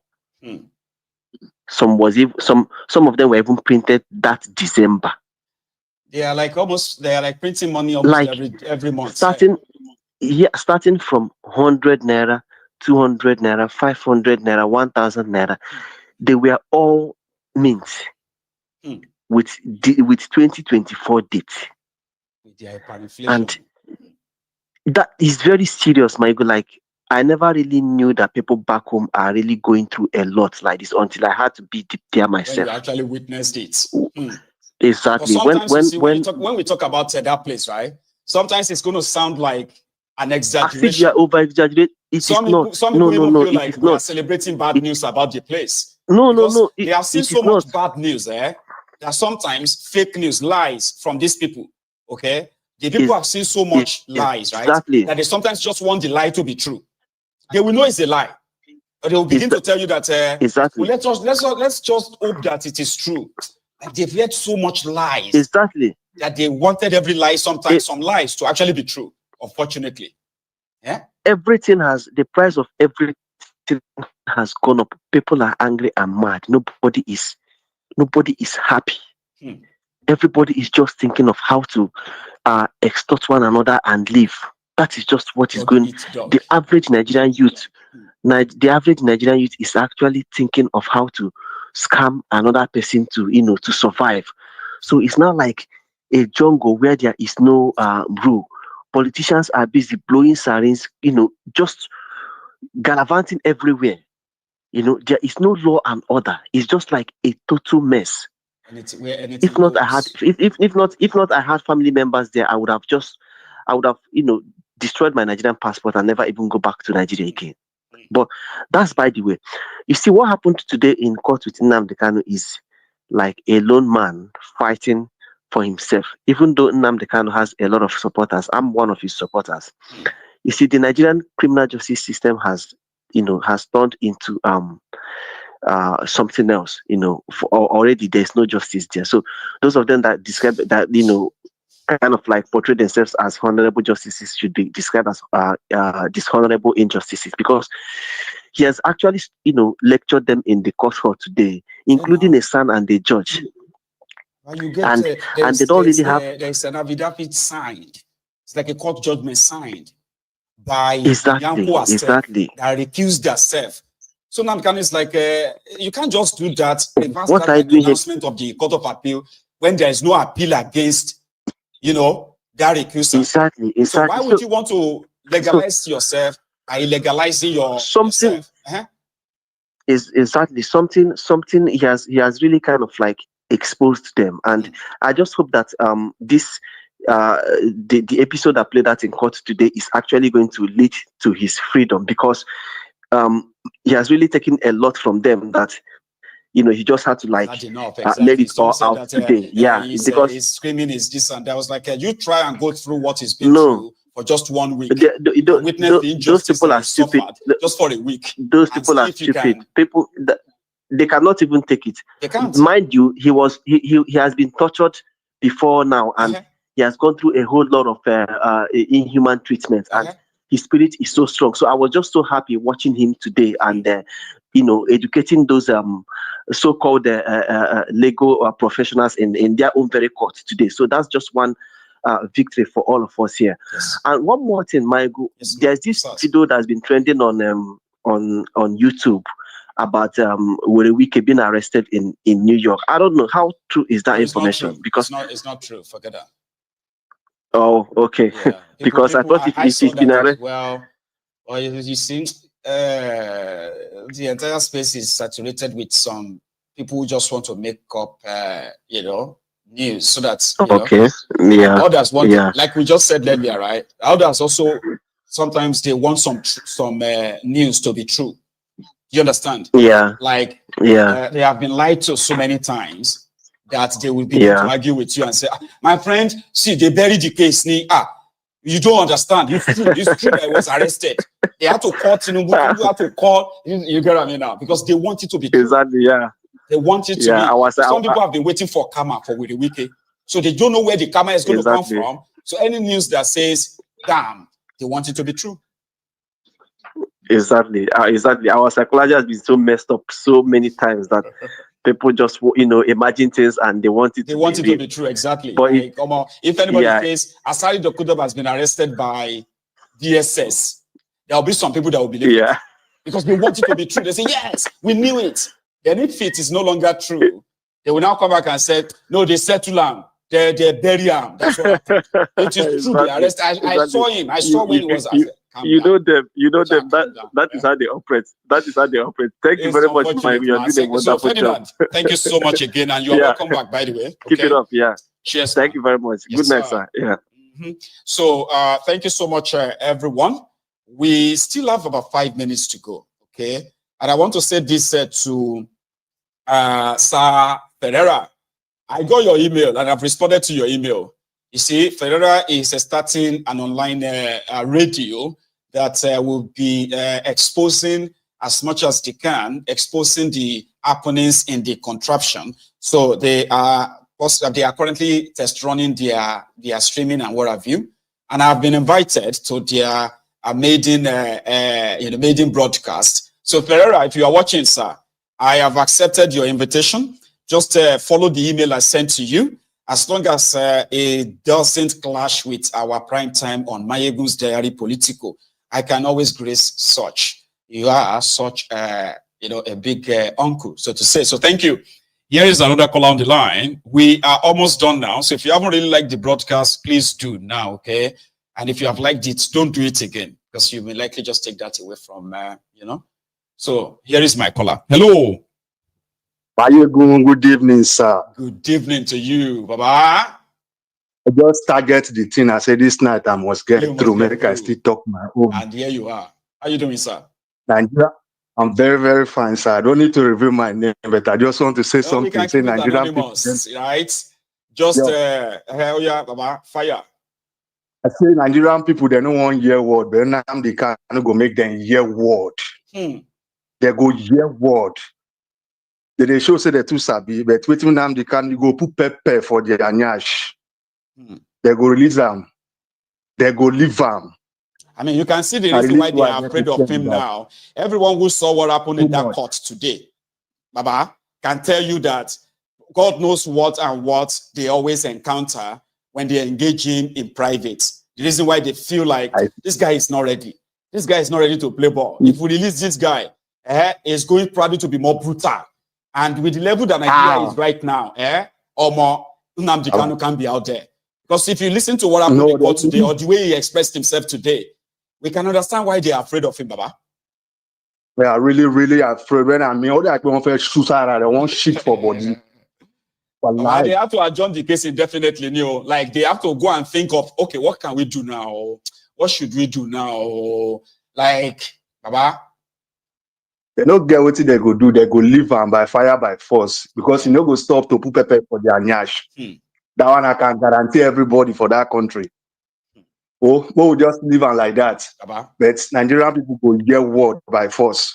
Like they will learn in a hard way, as some people will say. They will learn in a hard way. What they are already learning, people are already going through it. So you think they never reached that boiling point yet, Abi? The thing is boiling already. Now just something a little strike. Just the endurance. I see. We shall see. Thank you so much, Baba. Let me just take this from Prince Adebayo from Sweden. Baba. My king. My king. The prince. So I'm going to ask you, what do you think about this virtual kind of like a visual, so to say, Baba? Okay, you are still delivering. I can still see you. I mean, it's dark, but we can see your face. Okay. So it's clear enough on your screen, right? Yeah, it's clear enough. So we can keep exploring, keep trying others and see. Yeah, exactly. Okay. Yes, keep Okay, exploring, makes sense. but at least it's delivering, yeah. Go on, sir. Yeah, so Baba, today you just using Nnamdi Kanu to lecture everybody. You know, the guy lectured I've never seen this kind of thing before. He went into a court to lecture the judge. He was also lecturing the senior advocate of nuisance, San, inside the court. Yes, now. This man is not listening. Yes, now. And this man is a fool. Yes, now. This one don't make sense. I was like, yes, give it to them. Baba, no, that guy is too much. You see, that's the way everybody should be in that country. Maybe we used to discuss it here, where somebody like what's that one? The Inspector General, we pick somebody from Lagos and that start asking for bail in Abuja. Rubbish things that don't make sense. Yeah, rubbish things that don't make sense. You know, they will grant somebody bail, they will not release you. No, I don't understand. Police will be harassing people like they are armed robbers. EFCC will be going to people's homes in the night. But their spokesperson said that most of them are not EFCC officials. So what should we do then? Oh God, yeah, I wanted to even ask that. Thank God you said I wanted to even ask that question, because that's why that place is not a real place. In a real place, the government should be encouraging you to defend yourself if your life is in danger. The government has confirmed that some of the people that invade people's homes, they are pretending to be EFCC. That means the system operation of invading people's homes at night is compromised. You either discontinue it and tell the citizens to defend themselves. No be so? To defend themselves. Yes, that's what a real country should do. But this one, if you gotta defend yourself, the next day they will reinforce and come and pick you. And they will not see you for the next officer. Yes, you have killed officer, you know. So these people, this place is not real. This place is not real by every means. Boko Haram is still buying people everywhere. That's right. If you defend yourself, they will go and reinforce and come and buy you people. They have backing. These people are just Nigerians are in trouble. Everybody is taking from you. You are paying rent. It's either they kidnap you here, or police harass you here, or they break your house and take your land here. Or in one way, we are all paying. No joy. We are still paying. No joy. We are paying from everywhere, depending on where you are. You will pay one rent or the other. If you fall Mugu here, you will pay rent. If you fall Mugu there, you pay rent. They can even kidnap you, and your family will come and pay the rent. You cannot escape. It is like a bab. I'm telling you, we are in trouble. That place, I'm not going there again. Baba, me love Bayemo, because you don't know the one you will enter. Yeah, fair enough. You know, from Sweden. Thank you so much for stopping by. Again, you have a wonderful evening or night over there, Baba. So it's been an interesting night, and our time is indeed fast spent now.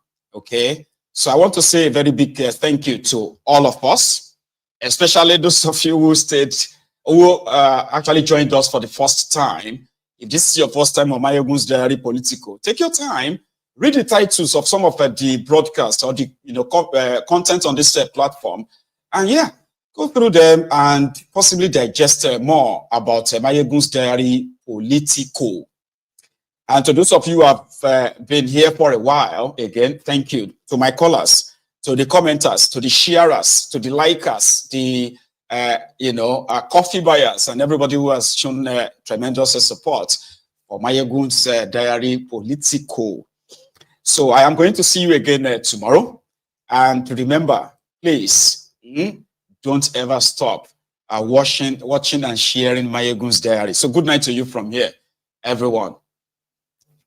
Again, good night.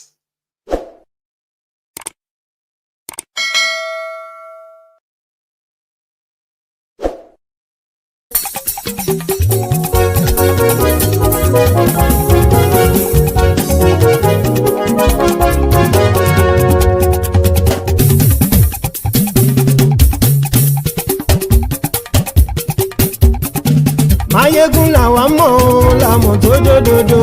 Mayegun Diary Mayegun #1. Mayegun làwa mọ̀ làmọ̀ tó dòdòdò. Mayegun Diary Mayegun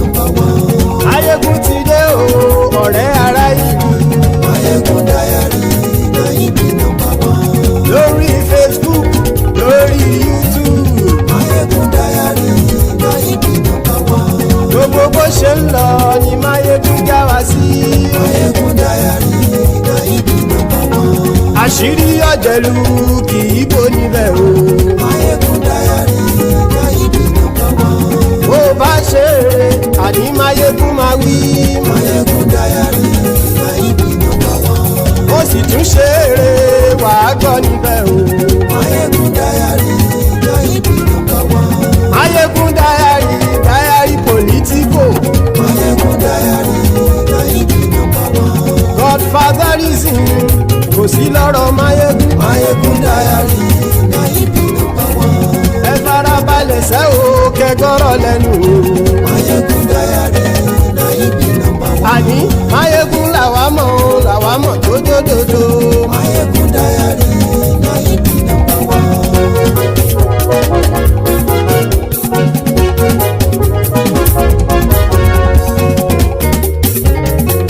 Àní ẹ̀sùn rákì. Máyégún ti dé.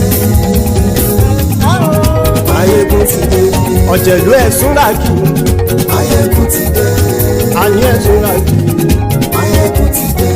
Lórí Facebook. Máyégún ti dé. Àní ẹ̀sùn rákì. Máyégún ti dé. Lórí YouTube. Máyégún ti dé. Àní ẹ̀sùn rákì. Máyégún ti dé. Bọ́ bàbá gbé wúrẹ́. Máyégún máa wí. Àní ẹ̀sùn rákì. Máyégún ti dé. Ijó ìgbádìyẹ. Máyégún máa wí. Àní ẹ̀sùn rákì. Máyégún ti dé. Pẹ̀sìdó bá rúfin o. Máyégún máa wí. Àní ẹ̀sùn rákì. Máyégún ti dé. Kí gómìnà kówó jẹ. Máyégún máa wí. Àní ẹ̀sùn rákì. Máyégún ti dé. Ọlọ́pàá ti ń gbà rìbá. Máyégún máa wí. Àní ẹ̀sùn rákì. Máyégún ti dé. Aṣòfin tí ń rúfin o. Máyégún máa wí. Àní ẹ̀sùn rákì. Máyégún ti dé. Òpùrọ́ olóṣèlú. Máyégún máa wí. Àní ẹ̀sùn rákì. Máyégún ti dé. Ọ̀jẹ̀lú ẹ̀sùn rákì. Máyégún ti dé.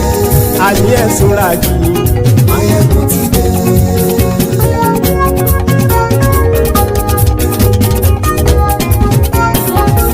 Máyégún ti dé. Gbogbo ọ̀jẹ̀lú ẹ̀sùn rákì. Máyégún ti dé. Gbogbo ọ̀jẹ̀lú ẹ̀sùn rákì. Ṣùgbọ́n ní bá ti ṣe èyí tó yẹ kí wọ́n ṣe, ọmọ bá dèrò ní fi wọ́n níran o. Máyégún ti dé. Gbogbo ọ̀jẹ̀lú ẹ̀sùn rákì. Máyégún ti dé. Gbogbo ọ̀jẹ̀lú ẹ̀sùn rákì. Ṣùgbọ́n ní bá ti ṣe yìí tó yẹ kí wọ́n ṣe, ọmọ bá dẹ́rọ̀ ò ní fi wọ́n níran. Wọ́n fowó bẹ́ẹ̀ o. Máyégún ó sọ pé wọ́n ò fẹ́ bẹ̀. Wọ́n fowó bẹ́ẹ̀. Máyégún ó sọ pé wọ́n ò fẹ́ bẹ̀. Oníkan ṣáàtì ṣe èyí tó yẹ kí wọ́n ṣe fáwọn ará ìlú tó gbé wọn débẹ̀ o. Ayé. Máyégún ti dé. Gbogbo ọ̀jẹ̀lú ẹ̀sùn rákì. Máyégún ti dé. Gbogbo ọ̀jẹ̀lú ẹ̀sùn rákì. Ṣùgbọ́n ní bá ti ṣe yìí tó yẹ kí wọ́n ṣe, ọmọ bá dẹ́rọ̀ ò ní fi wọ́n níran. Kì máa yí ṣe eré, ọ̀rọ̀ yìí kì í ṣe ẹ̀fẹ̀. Kì máa yí ṣe eré, ọ̀rọ̀ yìí kì í ṣe ẹ̀fẹ̀. Ẹni bá ti lè lẹ́bọ̀ lẹ́rù o, ọmọ bá dèrò kàṣà ìtú wọn síta.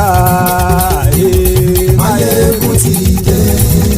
Gbogbo ọ̀jẹ̀lú ẹ̀sùn rákì. Máyégún ti dé. Gbogbo ọ̀jẹ̀lú ẹ̀sùn rákì. Ṣùgbọ́n ní bá ti ṣe yìí tó yẹ kí wọ́n ṣe, ọmọ bá dẹ́rọ̀ ò ní fi wọ́n níran. Tẹnitẹni ọmọ Máyégún ọ̀rẹ́ ara ìlú mọ̀mọ́ ni mo fọlọ́hún ṣọ́ ẹ̀ bá kìlẹ́bù. Lóòótọ́ olódodo ìlú ọ̀tá ìlú mọ̀mọ́ ni ìwọ ṣá máa ń ṣọ́ra kò sì mọ́ bẹ̀rù. Bọ́tà lè rí bóníṣègùn lé káwọn mọ̀mọ́ fi ṣera wọn ni ó ti dẹrùn tí wọn ò gbọ́dọ̀ sì mọ́ bẹ̀. Èèpo ọ̀gọ̀ lọmọ bá dérò tàjẹ́ ò gbọ́dọ̀ jẹ. ó ti jọba lórí àbínú ẹni kò sì mọ́ bóyá àìsíwọ́lu ní ẹnìkẹ́ ìgbódi ẹyin lábàrá o ó kó ẹni tó bá dán wò á kàmù máyé kún ti dé gbogbo ọ̀jẹ̀lúwẹ̀ túnra kì máyé kún ti dé gbogbo ọ̀jẹ̀lúwẹ̀ túnra kì o ẹ̀yin bá ti ṣe yìí tó yẹ kí wọ́n ṣe ọmọ bá dèrò òní fi wọ́n níran o. máyé kún ti dé gbogbo ọ̀jẹ̀lúwẹ̀ túnra kì máyé kún ti dé gbogbo ọ̀jẹ̀lúwẹ̀ túnra kì ṣùgbọ́n ní bá ti ṣe yìí tó yẹ kí wọ́n ṣe ọmọ bá dèrò òní fi wọ́n níran.